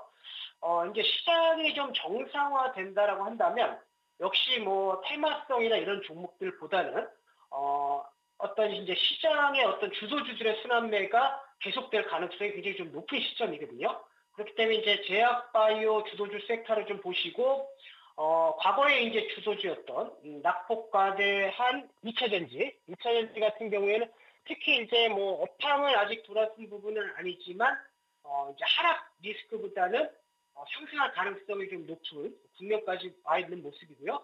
그리고 이제 단기적으로 낙폭이 과대했던 제가 전일자 말씀 좀 드렸던 뭐 반도체나 이 전력 쪽 같은 경우에 이런 이제 순환매가 지속될 가능성이 좀 높다라는 말씀 좀 드리고 있는데, 이런 이제 순환 사이클 랠리만 잘 맞춰서 뭐 연말까지 좀 공략하시면 굉장히 좀 안정적이고 편안하게 좀 좋은 수익을 낼 수 있기 때문에 시장 전략 좀 잘 챙겨가시길 좀 바라겠고요. 특히 이제 2차 전지 같은 경우에는 업황은 4, 4분기에 바닥을 찍겠지만 지금은 이제 정치적인 부분, 정책적인 부분에서 바닥이 좀 확인된 것으로 좀 보여지고 있고요. 특히 이제 미국 카올에서 중국 배터리 장착 전기차 세해 공제 배제 법안을 이번에 이제 강행 처리를 좀 했고, 또 유럽과 EU 같은 경우에도 중국 전기차에 대한 이 관세 부과를 계속 좀 하고 있는 모습이기 때문에 이런 이제 글로벌적인 중국 배제 분위기는 국내 기업에 또 반사이익이 좀 될 것으로 좀 보고 있고요.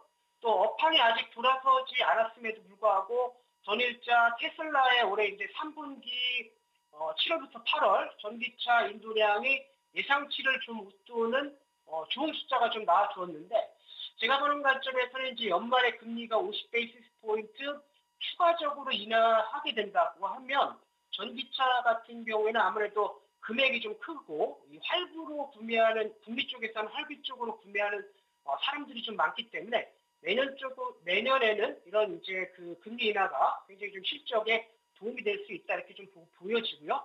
특히 이제 LG 에너지 솔루션 같은 경우에는 2분기 북미, 특히 이제 GM의 신차 효과로 인해서 매출 자체는 좀 늘었는데요. 뭐 판매 단가가 조금 낮아서 실적은 조금 좋지 않았던 부분. 근데 이런 EV 쪽에 안 좋았던 부분을 ESS 쪽에서 이제 매출을 좀 메꾸고 있고, 또 AI 데이터 센터에 대한 투자가 지속될 것이기 때문에 내년도까지는 이제 ESS에 대한 실적 부분 기대해 볼 만하고요.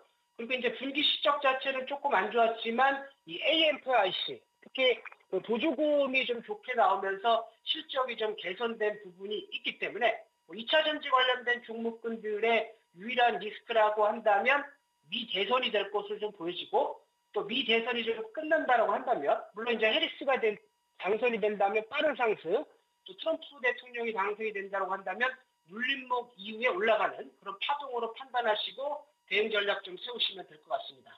먼저 이제 재무제표 한번 보여드리면요. 자, LG 에너지 솔루션의 이제 지분율인데요. 뭐 LG 화학의 이제 91%, 국민연금 5.7%, 자사주 3.37% 가지고 있기 때문에 거의 이제 90%에 가까운 물량이 좀 잠겨 있다 이렇게 좀 보시면 되고, 그렇기 때문에 이제 품절주적인 성격이라고 좀 보시면 되고요. 그리고 이제 실적적인 측면에서도 보시더라도 2020년부터 2023년까지 지속적인 성장, 그리고 올해 역성장 이후에 내년부터 다시 한번 2023년도의 매출을 뚫어주는 고성장 기조가 좀 이어질 것으로 좀 보고 있고요. 자, 분기 이렇게 실적 보시게 되면 2, 4분기 실적이 좀 안 좋았는데, 물론 이제 보조금 쪽으로 이제 돈이 들어오면서 영업 이익이 개선된 것이기 때문에 이런 흐름은 당분간 좀 이어질 가능성이 높다라고 좀 보시면 되고요. 자, 기술적 흐름 한번 좀 짚어보시면요. 역시 이제 주식 투자를 할 때는 추세를 보시는 것이 굉장히 좀 중요한데, 지금 이제 검정색 선이 이 일목균형표의 기준선, 추세를 좀 나타내는 선인데, 작년 한 7월 달 이후에 지금 1년 2개월 만에 이 추세선을 처음 이제 돌파한 모습이고요. 자, LG의 에너지 솔루션뿐만 아니라 삼성 SDI도 보시게 되면 이제 그 작년부터 지속적으로 좀 하락하다가 이번에 기준선 돌파를 앞두고 있는 모습, 그리고 SK 이노베이션을 좀 보더라도 작년 7월 이후에 계속적인 추세 하락 이후에 다시 한번 기준선 돌파가 좀 나와준 국면이기 때문에 이렇게 이제 주가가 뭐 고점 대비 60%, 70% 하락한 구간에서 1년 2개월 기간 조정 이후에 첫 번째로 추세를 좀 돌려준다라고 한다면 당연히 이제 연속 상승의 가능성이 굉장히 높다. 이렇게 좀 말씀 좀 드리겠고요. 자, 가격 전략 잡아드리면 현재가부터 40만 원 라인대 여유 있게 좀 분할 매수를 하시면 될 것 같고, 자, 목표가는 45만 원 라인대, 손절 라인대는 일봉상 기준선 라인대인 36만 5천 원 라인대 제시해드리도록 하겠습니다. 자, 이상입니다. 네, 이주영 전문가와 이야기 나눠봤습니다. 도움 말씀 감사합니다. 네, 감사합니다. 네, LG엔솔의 투자 포인트 저와 함께 정리해 보시죠. 연준의 금리 인하, 추가적인 인하도 예상되는 상황에서 금리 인하 수혜주 단에서 한 종목 꼽아 주셨습니다. 미국 하원에서 중국 배터리 전기차 견제 법안을 처리했다라는 점 반사 이익으로 작용할 수 있다라고 말씀 주셨고요. 이익 개선 기대된다라는 측면에서 목표가 45만 원, 그리고 손절가는 36만 5천 원 잡고 대응해 보도록 하겠습니다. 2차 전지 투심 전반적으로 바닥을 잡고 이제는 반등할 수 있다라는 측면에서 말씀 주셨고요. 가격 전략들 꼼꼼하게 확인해 보시기 바라겠습니다. 자, 이재진 전문가 연결해서 종목 이야기 나눠보도록 할게요. 전문가님 안녕하세요. 반갑습니다. 네, 오늘은 어떤 종목 갖고 나오셨을까요? 오늘 시청자 여러분들께 가지고 나온 종목은 효성중공업이라는 기업입니다. 효성중공업은 최근에 원자력 발전 관련된 이슈가 나올 때마다 주목을 받았고, 추가적으로 데이터 센터 관련해서도 굉장히 많은 주목을 받은 기업인데요. 해당 기업은 지금 이제 가장 대표적 전압기 관련해서의 기술을 가지고 있는, 변압기 관련해서 기술을 가지고 있는 기업입니다. 그래서 대규모 원자력 발전소라든가 발전소에 들어가는 지금 현재 기계 장비를 납품하는 기업이라고 보시면 될 것 같아요. 최근에도 이제 체코 원전 수출을 할 때마다 함께 주목을 좀 받았던 기업입니다. 최근에 미국에서도 특히나 이런 원자력 발전소를 이용해서 특히나 이 데이터 센터에 전력을 공급한다라는 뉴스가 계속되면서 원자력 관련된 기업들이 신고가를 좀 갱신하고 있거든요. 이번에 효성중공업도 한국의 웨스팅하우스에 대한 문제가 어느 정도 해결이 되면 수출이 계속해서 연속 수주가 이어질 것으로 예상되는 가운데에서 주목받을 수 있는 기업이라고 봤습니다. 그리고 만약에 우리나라 한국의 원전 수출이 이루어지지 않더라도 데이터 센터는 전 세계적으로 주목받고 있는 기술이고, 개별적으로 유럽 본토 안에서도 변압기를 계속해서 납품하는 기업이기 때문에 특별하게 상승을 좀 크게 할 만한 가능성이 있으면서도 조정받아도 큰 폭의 조정은 없는 기업이다라고 보시면 될 것 같아요. 차트 보시면서 매수가, 손절가, 목표가 자리 잡아드리겠습니다. 현재 매수가 자리 같은 경우에는 우리 시청자 여러분들께서 잡을 만한 자리가 지금 35만 원짜리, 35만 원짜리를 매수가 자리로 잡으시면 좋습니다. 이 자리에서 매수 들어가시면 될 것 같고요. 목표가 자리는 40만 원짜리, 손절가 자리는 33만 원짜리니까요. 짧게 보고 목표가 가져가줘도 괜찮고, 저는 제가 개인적으로 봤을 때는 이 박스권 구간 안에서 좀 더 눌림목이 나와주면 매집해보는 것도 굉장히 괜찮은 기업이에요. 단기적인 상승도 괜찮고 추세상 괜찮은 종목이라서 가지고 나왔으니까요. 종목 기억해 주셨다가 공략 이어가시면 좋을 것 같습니다. 네, 이재진 전문가의 종목까지 들어봤습니다. 도움 말씀 감사합니다. 네, 효성중공업 포인트 간단하게 정리해드리도록 하겠습니다. 최근 원전 부활 트렌드가 전 세계적으로 떠오르고 있습니다. 이로 인한 수혜 예상된다라고 말씀 주셨는데요. 뜨거운 원전주 안에서 이 효성중공업 토픽으로 꼽아주셨어요. 가격 전략까지 다시 한번 확인해 보시기 바라겠습니다. 자, 딜사이트에스 최고의 전문가들의 수익률 대결은 다음 주에도 계속됩니다. 지금까지 수익사항이었습니다.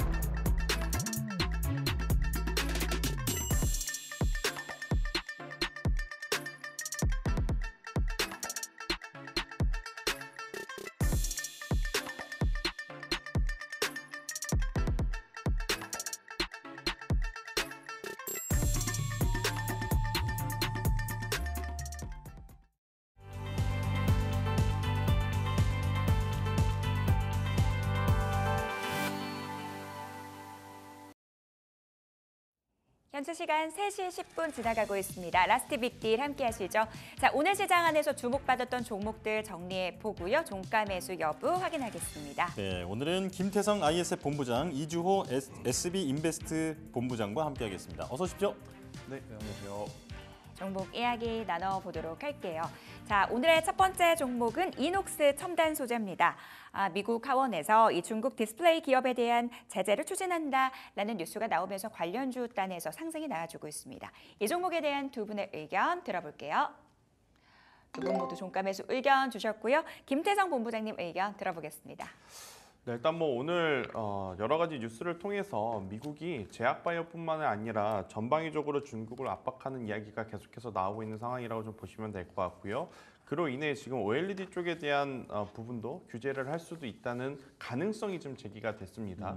그러다 보니까 사실 우리나라 OLED 산업 전체가 수혜를 받는다라고 할 수는 없어요. 왜냐하면 장비주들 같은 경우에는 가장 큰 고객사가 BOE, 중국이기 때문에 오늘 대표적으로 선익시스템 같은 경우에는 주가의 조정이 나오는 반면에 소재 기업이라고 볼 수 있는 이녹스 첨단 소재라든지 덕산 네오록스 같은 경우에는 오히려 주가가 굉장히 강한 모습을 좀 보이고 있는, 그러니까 해당 섹터 내에서도 수급의 쏠림이 지금 나타나고 있다, 이렇게 좀 보시면 될 것 같고요. 네. 가장 중요한 건 이들의 실적이 굉장히 지금 잘 나오고 있다라는 부분이고, 또 이제 OLED가 적용이 되는 모델 디바이스 자체가 계속해서 많아질 수밖에 없는 상황이다 보니까요.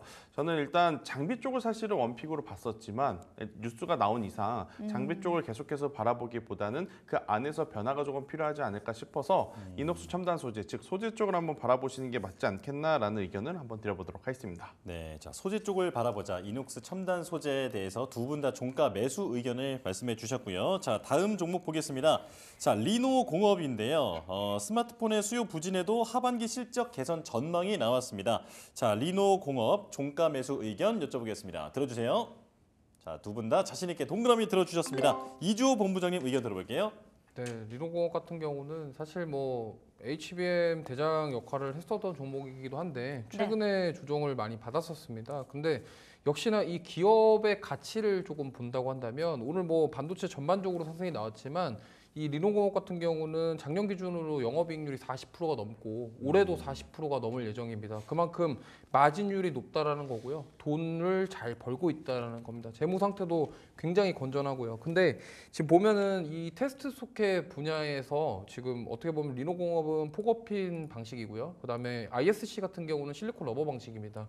두 기업이 방식의 차이가 있는데 어쨌든 리노공업 같은 경우는 이제 마이크론의 호실적에 대한 부분들 그리고 D램에 대한 부분들 이제 서버용 그런 제품들에 대해서 네. 이런 테스트 소켓 수요가 계속적으로 늘어날 것으로 전망이 되고 있고 그다음에 뭐 모바일 쪽도 마찬가지지만은 어쨌든 서버용에 대한 부분들이 수요가 계속 될 것이기 때문에 거기에 필요한 테스트 소켓 관련 매출은 증가할 것으로 예상을 하고 있습니다. 그렇기 때문에 지금 가격적으로도 조정을 많이 받은 상태에서 접근해 볼 만하다라고 생각을 했고요. 오늘 뭐 하이닉스랑 삼성전자를 필두로 해서 반도체 소부장 강세를 보였는데 오늘 사실 리노공업은 좀 생각보다 많이 올라가지는 못했습니다. 그럼에도 불구하고 앞으로의 그런 매출에 대한 부분들 그리고 실적 그리고 영업이익률까지도 다 생각해 본다고 한다면 지금 가격적으로는 부담감이 굉장히 적다라는 점 그리고 3분기, 4분기 실적을 우리가 미리 좀 예상을 해보고 접근해 본다고 한다면 지금 충분히 신규 관점으로 접근해봐도 괜찮다라고 생각을 하고 있습니다. 그렇기 때문에 뭐 사실 가격적인 부담감은 바이오보다는 상당히 좋기 때문에 네. 사실 바이오 같은 경우는 지금 뭐 너무 많이 올라서 차익 매물에 대한 부담감, 피로도가 쌓여 있다라는 점 그리고 반도체는 지금 조정을 많이 받았다라는 점에서 한번 접근해 보시면 좋을 것 같다는 말씀 드려보겠습니다. 테스트 소켓의 수요가 늘어날 수밖에 없다라는 점, 가격적인 매력까지 있는 리노공업 종가 매수 해보자라고 정리해 보도록 하겠습니다. 자, 2차 전지 쪽에서도 한 종목 보도록 하겠습니다. 최근 2차 전지 관련주도 흥풍 불고 있고요. 그 안에서 전고체 관련주에 대한 관심도 높아지고 있습니다. 자, 레이크 머티리얼즈에 대한 또 의견들 들어보도록 할 텐데요. 이 종목에 대한 두 분의 의견 보겠습니다. 이번에는 엇갈렸습니다. 김태성 본부장님 의견부터 좀 들어볼게요. 네, 일단 뭐 레이크 머티리얼즈는 이제 크게 사업부를 좀 놓고 보면 전고체와 전구체 쪽 사업을 하고 있습니다. 일단 전고체는 지금 여러분들이 최근에 가장 많이 들어보셨을 법한 전고체 배터리 관련주에 이제 포함이 되는 재료다라고 좀 보시면 될 것 같고 전구체 같은 경우에는 반도체 산업에 들어가는 이제 소재라고 좀 보시면 될 것 같아요. 그래서 사실 이제 레이크 머티리얼즈는 2차 전지로만 보기에도 그렇다고 반도체 쪽으로만 보기에도 참 중간다리 역할을 잘 하고 있는 기업이기 때문에 두 가지 업황이 좋아지거나 회복하거나 두 섹터 모두 이제 대장주들이 이제 일어설 때에는 굉장히 저는 긍정적인 모습들이 많다라는 생각이 들어서 오늘 여러분들에게 좀 말씀드리고 싶은 거고 반도체 소재 부분 자체가 사실은 다른 타 반도체들보다는 굉장히 견고하게 지금 성장을 해왔습니다. 올해 1분기, 2분기도 마찬가지고요. 여기에 이제 전고체 관련해서 연간 120톤 규모의 이제 전고체를 생산을 할 수 있는 설비가 모두 마무리가 된 상황이기 때문에 저는 충분히 지금의 위치라면 우리가 종가 베팅을 해봐도 괜찮지 않겠는가. 오늘 사실 반도체 IT가 강하게 되면 네. 제약바이오가 되었든 2차 전지가 되었든 수급의 쏠림 때문에 피해 섹터가 나타날 것이다라고 좀 걱정을 했었는데 네. 정말 오랜만에 외국인의 수급이 강하게 들어오면서 주도 섹터를 모두 지금 올리고 있었어요. 저는 레이크 머티리얼즈와 같은 기업들도 한번 체크를 해보자라는 의견 드려보도록 하겠습니다. 2차 전지로도 반도체 쪽으로도 볼 수 있는 기업이다. 지금 2차 전지 쪽, 반도체 쪽 올라오는 분위기 속에서 기회 찾아보겠습니다. 이 종목에 대한 의견 들어봤고요. 이조 본부장님께서는 X 주셨네요. 네, 저는 이 양쪽 사업을 하고 있는 게 조금 네. 애매하다라는 말씀을 드리고 오. 싶어요. 기업이 안 좋다라는 게 아니라 네. 뭔가 이렇게 한쪽으로만 좀 집중되는 기업들이 좀 가더라도 좀 강하게 가거든요. 물론 레이크 머티리얼즈 같은 경우는 과거에 전고체 배터리 관련 이슈로 좀 강하게 상승이 나왔었습니다. 특히나 기업의 본업은 반도체인데 이게 과연 2차 전지인지 이제 반도체인지 헷갈릴 정도로 좀 모호하다라는 말씀을 좀 드리고 싶고요. 그리고 지금 이 기업의 동사의 실적은 사실 60% 이상이 반도체 소재에 대한 매출입니다. 그리고 황화리튬과 관련해서는 자회사에서 지금 어떻게 보면 개발에 대한 부분들이 있기 때문에 조금 저는 애매하다라고 생각을 하고 있고요. 지금 만약에 여기서 조금 더 본다고 한다면 지금 본업이 조금 더 성장하는 모습, 실적이 좀 잘 나오는 모습들이 나와줘야지 조금 갈 수 있지 않을까 이렇게 생각을 하고 있고 사실 최근에 올라온 것도 어떻게 보면은 이제 전고체 배터리 관련 이슈의 흐름에 따라서 좀 올라오지 않았나 이렇게 생각을 하고 있습니다. 그렇기 때문에 가격적인 매력은 충분하지만 어쨌든 좀 연속적으로 상승이 나올 수 있는지 그리고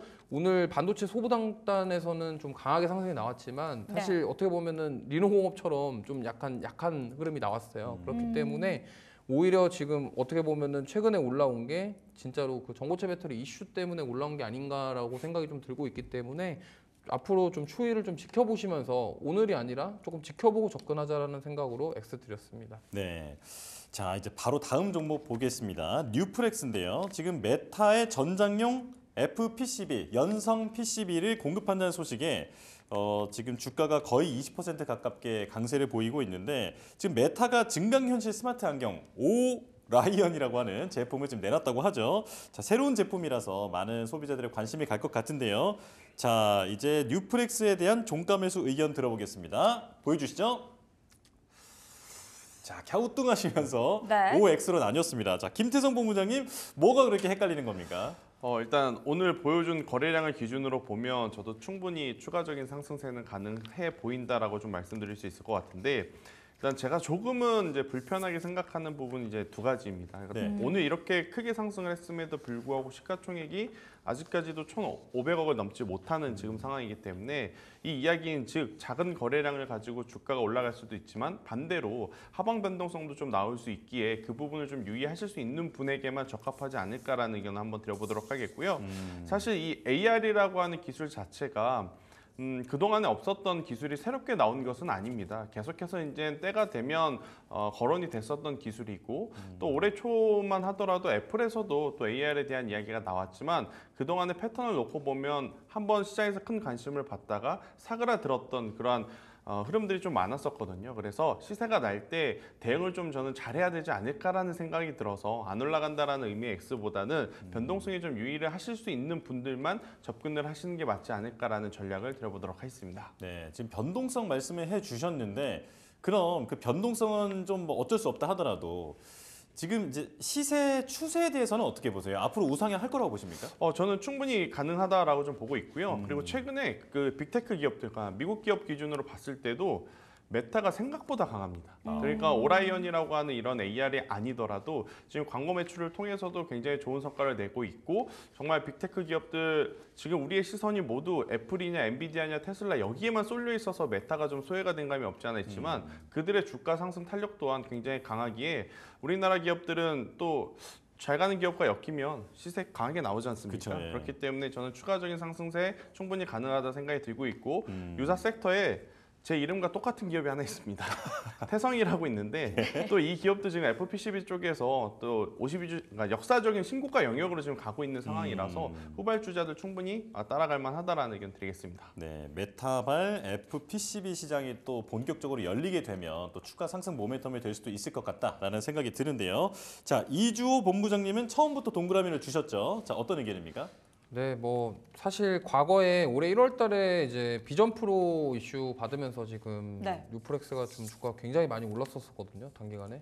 근데 이제 그 부분에 있어서 기대감을 올랐다가 이제 막상 이제 뭐 기업의 실적이라던가 이런 모멘텀 사실 부족하다 보니까 좀 많이 조정을 받았고 지금 여기서 이제 다시 시작한다라는 것은 저는 이렇게 생각합니다. 이게 작년 10월달 가격대까지 다시 내려왔거든요. 그래서 이 기대감으로 주가가 사실 거의 4배 가까이 올랐었기 때문에 이 지금 메타의 이 AR 글라스 이것도 저는 굉장히 좀 뭐 영상을 봤는데 네. 굉장히 멋지더라고요. 그래요? 선글라스처럼 생겼잖아요. 네, 그렇죠? 뭐 그 옛날에 흡사 그 드래곤볼에 나오는 그 스카우터.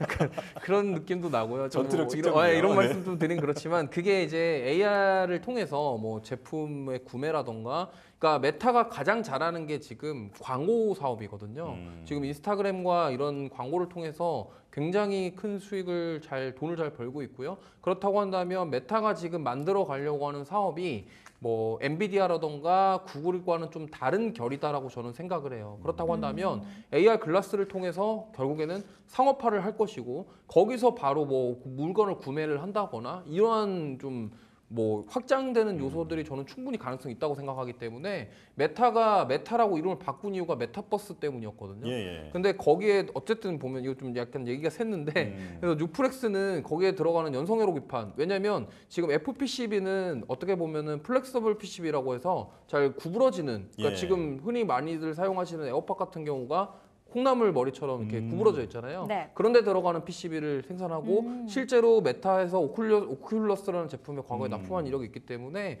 이러한 부분들이 지금 이슈가 다시 나왔다라는 점, 그리고 메타는 정말 조정 없이 계속 신고가로 가고 있습니다. 그렇기 때문에 이렇게 강력한 상황에서 이러한 이슈가 나오고 네. 신제품에 대한 부분들은 저는 굉장히 긍정적이라고 생각을 하고 있고요. 그동안 못 갔던 만큼 다시 한번 시세를 줄 가능성이 높다라고 생각을 해서 동그라미 드렸습니다. 예. 사업의 확장성 무궁무진하다라는 측면에서 뉴프렉스 종가 매수 의견 주셨습니다. 이야기 들어봤고요. 다음 종목으로 넘어가 보도록 할게요.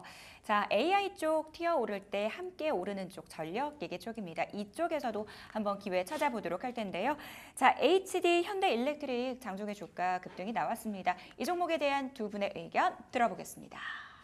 두 분 모두 또 종가 매수 의견 주셨어요. 이번에는 이주호 본부장님 의견부터 들어볼까요? 네, 이 종목은 사실 뭐 말이 필요할까 싶은 네. 그런 종목입니다. 사실 뭐 실적 모멘텀이면 실적 모멘텀, 그리고 앞으로 성장성 이런 것들이 다 두루두루 갖추고 있는 종목이고요.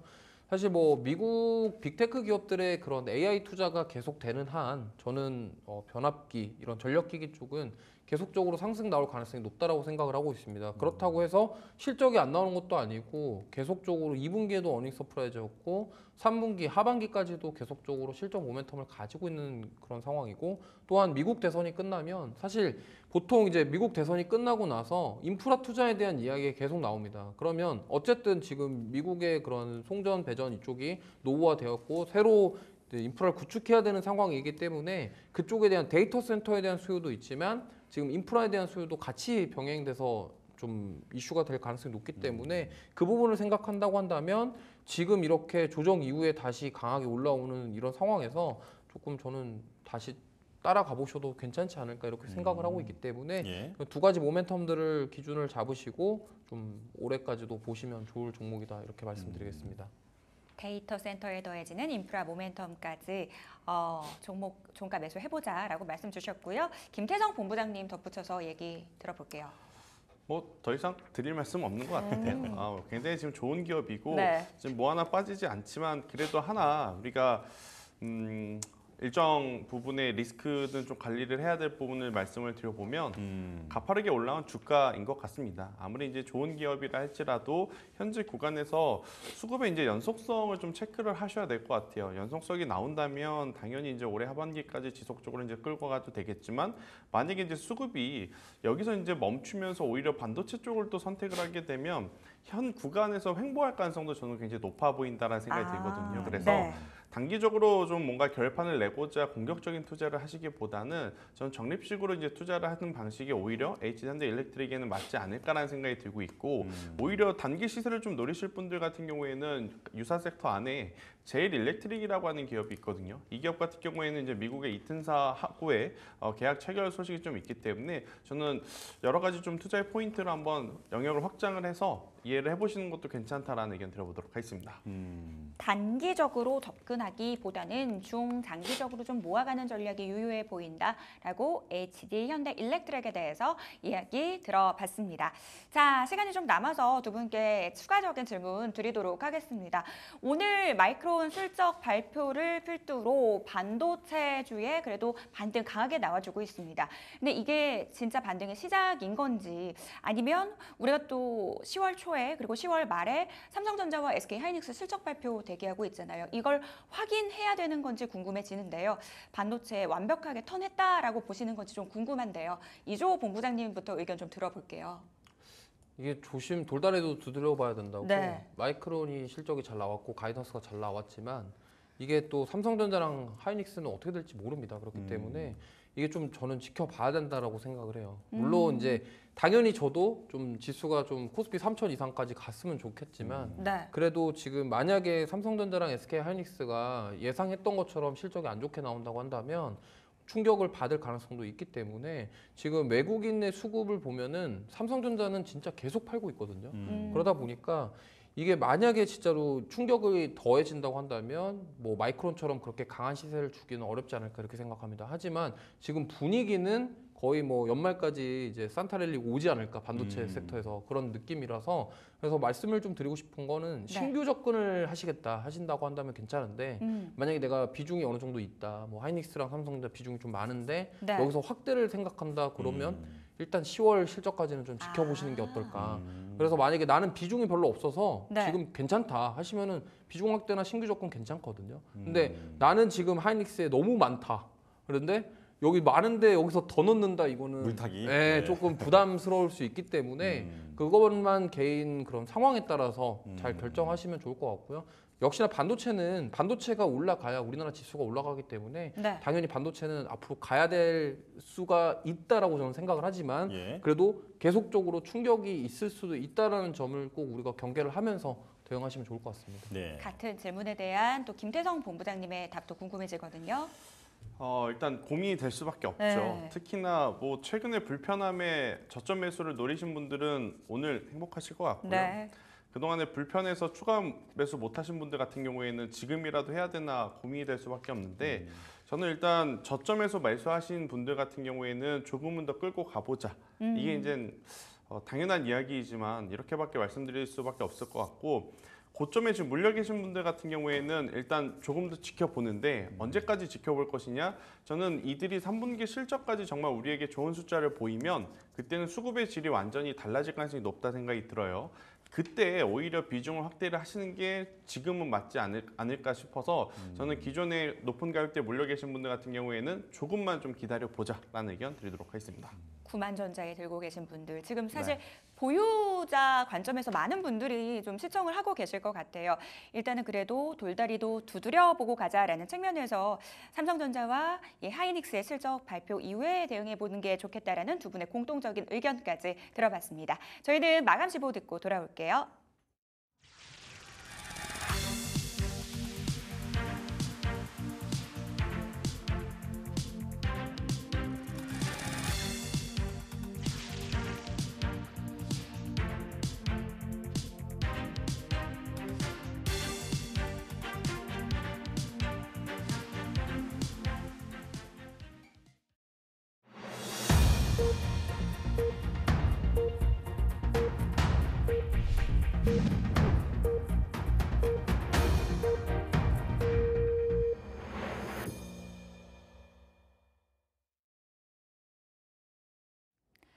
목요일장 마감됐습니다.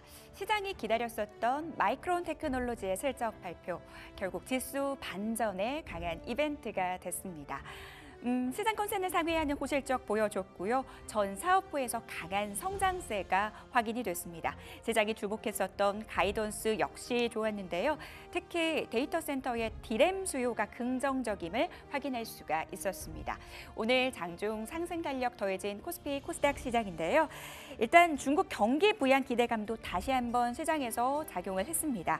이 블룸버그에서 당국이 국영은행에 1조 위안 투입을 고려한다라는 보도가 나왔는데요. 이 부양 패키지에 대한 기대감, 시장의 상승 탄력으로 작용이 됐습니다. 자, 먼저 거래소 쪽 분위기부터 저와 함께 체크를 해보시죠. 상승으로 출발한 시장입니다. 장중 상승 탄력이 더해지는 모습이었죠. 장 초반에는 반도체 중심의 상승이 있었다면 오후장에 들어서는 2차 전지 쪽, 금융 쪽까지 이 상승에 동참하는 모습 포착이 됐습니다. 수급적으로 외국인들이 돌아왔다라는 점 상당히 반가운 부분이죠. 이 금융 투자를 중심으로 한 기관의 매수도 이어졌고요. 대형 주단이 강한 모습을 보였습니다. 오늘 코스피 지수 2.9% 넘게 올랐고요. 2,671포인트를 기록했습니다. 바로 이어서 코스닥으로 넘어가 보도록 하겠습니다. 오늘 코스닥 역시 강한 흐름을 이어갔습니다. 장 막판을 갈수록 상승 탄력 더해지는 모습 확인해 보실 수가 있는데요. 업종별로도 전 업종에 빨간불이 들어왔고요. 또 AI 반도체 밸류체인 중심의 상승 지수를 강하게 이끌어줬습니다. 또 하나 눈에 띄는 쪽 엔터 쪽이었죠. 밸류업 지수의 예상외로 편입됐다라는 점에서 일부 종목들 강한 흐름을 보였습니다.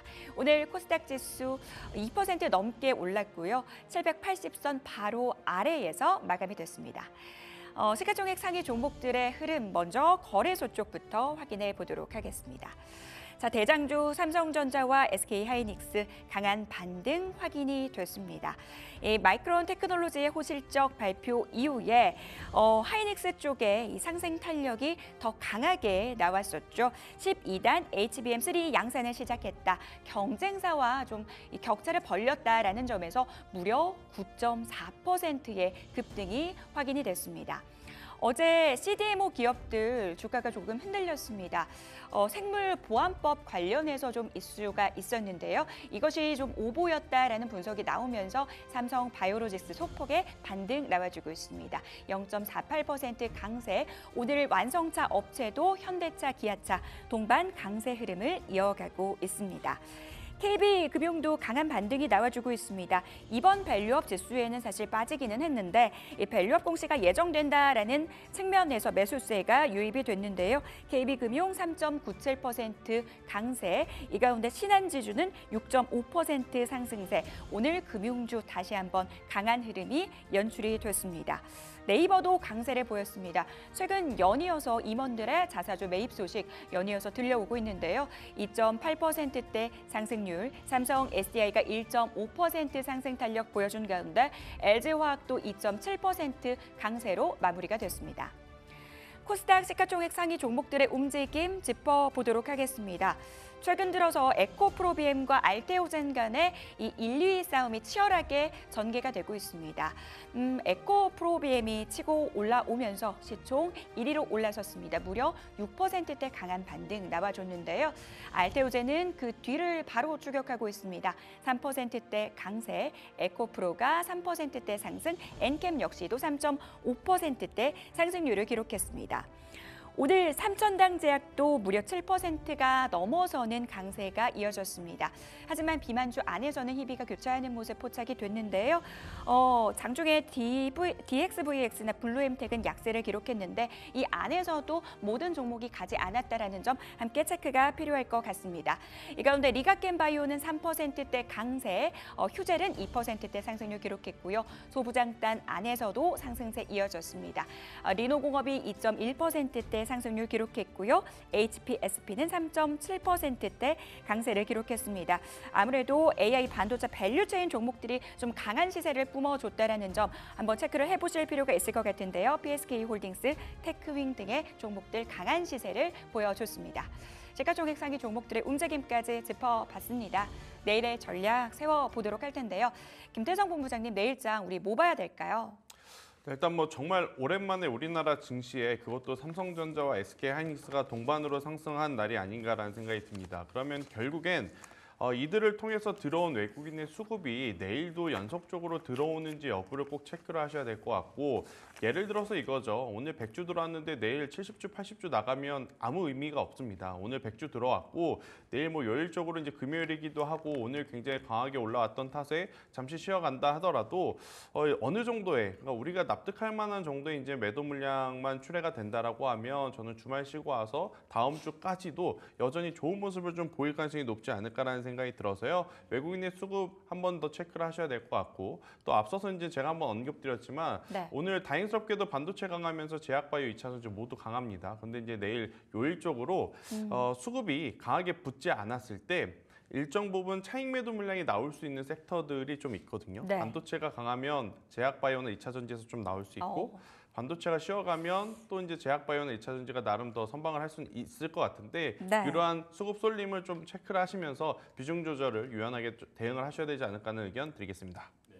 본부장님, 추가적으로 여쭤보고 싶은 게 외국인 수급이 붙으려면 이제 그 말 그대로 외국인들이 우리 시장에 투자할 만하다라고 판단을 해야 되는 거잖아요. 그렇죠. 그러니까 지금 오늘 외국인이 들어온 건 반도체 쪽이 좋아 보이니까 이제 저가에 매수하려고 들어온 건지, 아니면 지금 우리 시장의 어떤 매력도에 대해서 좀 재평가를 하고 있는 건지, 이 부분은 어떻게 보십니까?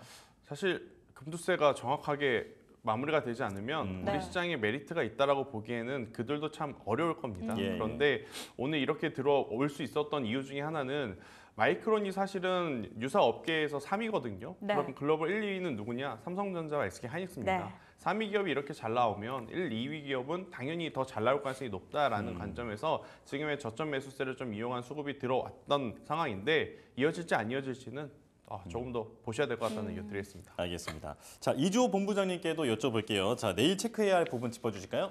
네, 비슷한 의견인데요. 사실 이게 지금 시세가 연속되는지 안 되는지 좀 체크를 해봐야 되고 내일 단기 차익 매물이 나올 수도 있습니다. 왜냐하면 하이닉스 같은 경우가 거의 갭상승 출발한 다음에 마감을 했기 때문에 여기서 이제 단기적으로 차익 매물이 나올 수도 있다라는 점. 그리고 오늘 지금 삼성전자 보면은 외국인이 오늘도 팔았습니다. 그러니까 이러한 상황에서도 외국인들은 팔았다. 근데 오늘 특이한 거는 하이닉스는 샀거든요. 네. 그래서 이거에서 이제 앞으로 향방을 어떻게 잡아야 될지를 좀 내일 보면서 결정하시면 될 것 같은 게 만약에 내일 하이닉스 추가 상승 나오고 외국인 수급 들어오는데 삼성전자 만약에 외국인 수급 안 들어오면은 지금 외국인들이 봤을 때는 삼성전자보다는 하이닉스가 좀 더 매력적이다. 그렇게 생각을 하고 있다라고 보시면 되겠거든요. 그거에 대한 근거는 HBM과 그런 D램인데 사실 삼성전자가 지금 제가 봤을 때는 외국인 수급들이 좀 약한 이유는 파운드리에 대한 부분인 것 같아요. 지금 뭐 물론 메모리 반도체 쪽은 뭐 마이크론 이슈로 인해서 괜찮을 것이다라고 전망을 하고 있지만 삼성전자 같은 경우는 지금 파운드리 쪽에서 뭔가 그렇다 할 어떻게 보면 TSMC한테 점유율을 더 뺏겨버리는 그런 상황이기 때문에 지금 하이닉스가 조금 더 매력적이라고 생각하는 게 하이닉스는 파운드리 사업을 안 하고 있기 때문에 오히려 본연의 그 메모리와 그다음에 지금 HBM에 더 집중하는 곳은 하이닉스다 이렇게 지금 외국인들은 그렇게 평가를 하고 있다 저는 생각하거든요. 네. 그렇기 때문에 내일 이러한 수급들이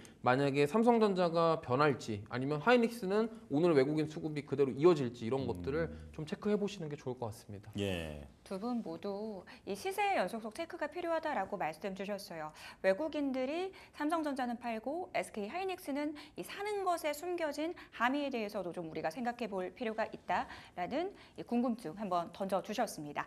자, 김대성 본부장님과 함께 내일의 전략 세워보도록 하겠습니다. 내일 주도 섹터 어디로 보시나요? 역시 반도체인가요? 일단 오늘 저녁에 열리는 미 증시가 가장 중요할 것 같긴 한데 그래도 아마 미 증시도 마이크론 실적 보면서 옳다구나 했을 것 같습니다.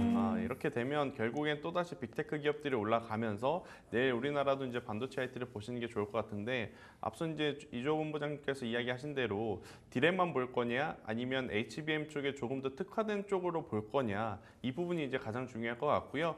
만약 엔비디아의 주가가 한 번 더 올라오게 된다면 저는 내일 같은 경우에는 HBM 쪽에 조금 더 집중을 하시는 게 훨씬 더 확률적으로 높은 수익을 좀 낼 수 있지 않나라는 의견 드리겠습니다. 네, 엔비디아의 움직임을 보고 만약에 엔비디아가 올라오면 HBM 쪽에 좀 더 집중해 보자라고 정리를 해보겠고요. 자, 이주호 본부장님도 투자 전략 세워주실까요? 네, 뭐 사실 비슷합니다. 지금 여기서 반도체를 안 보면 과연 뭘 봐야 될까라는 고민이 좀 들고요.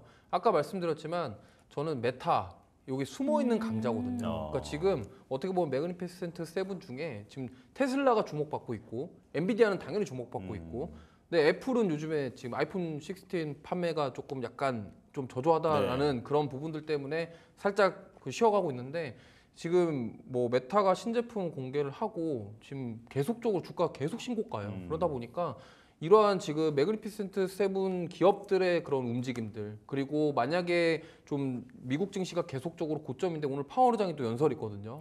거기서 또 어떠한 변동성이 나올지는 모르겠습니다만 만약에 오늘 밤에도 미국 증시가 상승을 한다 그러면 내일 역시나 아까 말씀드렸던 것처럼 반도체 쪽으로 보시면 좋겠고 김태성 부장님 말씀하신 것처럼 저도 HBM 쪽으로 지금 어떻게 보면은 아까 하이닉스가 지금 새로운 거 얘기 12단, 16단 얘기 나왔거든요. 그렇기 때문에 이 부분 12단 양산과 16단까지 이런 모멘텀은 하이닉스 쪽이 좀 더 저는 유리하다라고 판단을 하고 있기 때문에 만약에 삼성전자가 뭐 어떤 M&A라는 카드를 진짜로 뭔가를 한다거나 아니면은 파운드리 쪽에서 뭔가 입지를 다지기 위해서 어떤 무언가를 한다라는 액션이 나오지 않는 한 지금 당장 눈앞에 보이는 거는 TSMC에 좀 밀린다 이렇게 인식이 되기 때문에 쉽지 않을 거라고 생각을 하고 있고 그렇다고 한다면 오히려 하이닉스 밸류체인을 가진 HBM 관련 종목군들 위주로 좀 보시면 좋지 않을까 이렇게 생각을 하고 있습니다.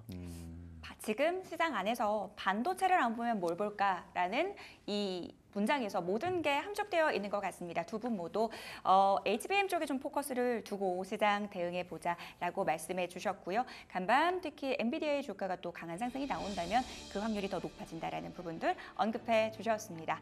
자, 딜사이트 마감 노트 오늘 저희가 준비한 내용은 여기까지입니다. 네, 저희는 내일 다시 돌아오겠습니다. 시청해주신 여러분 고맙습니다.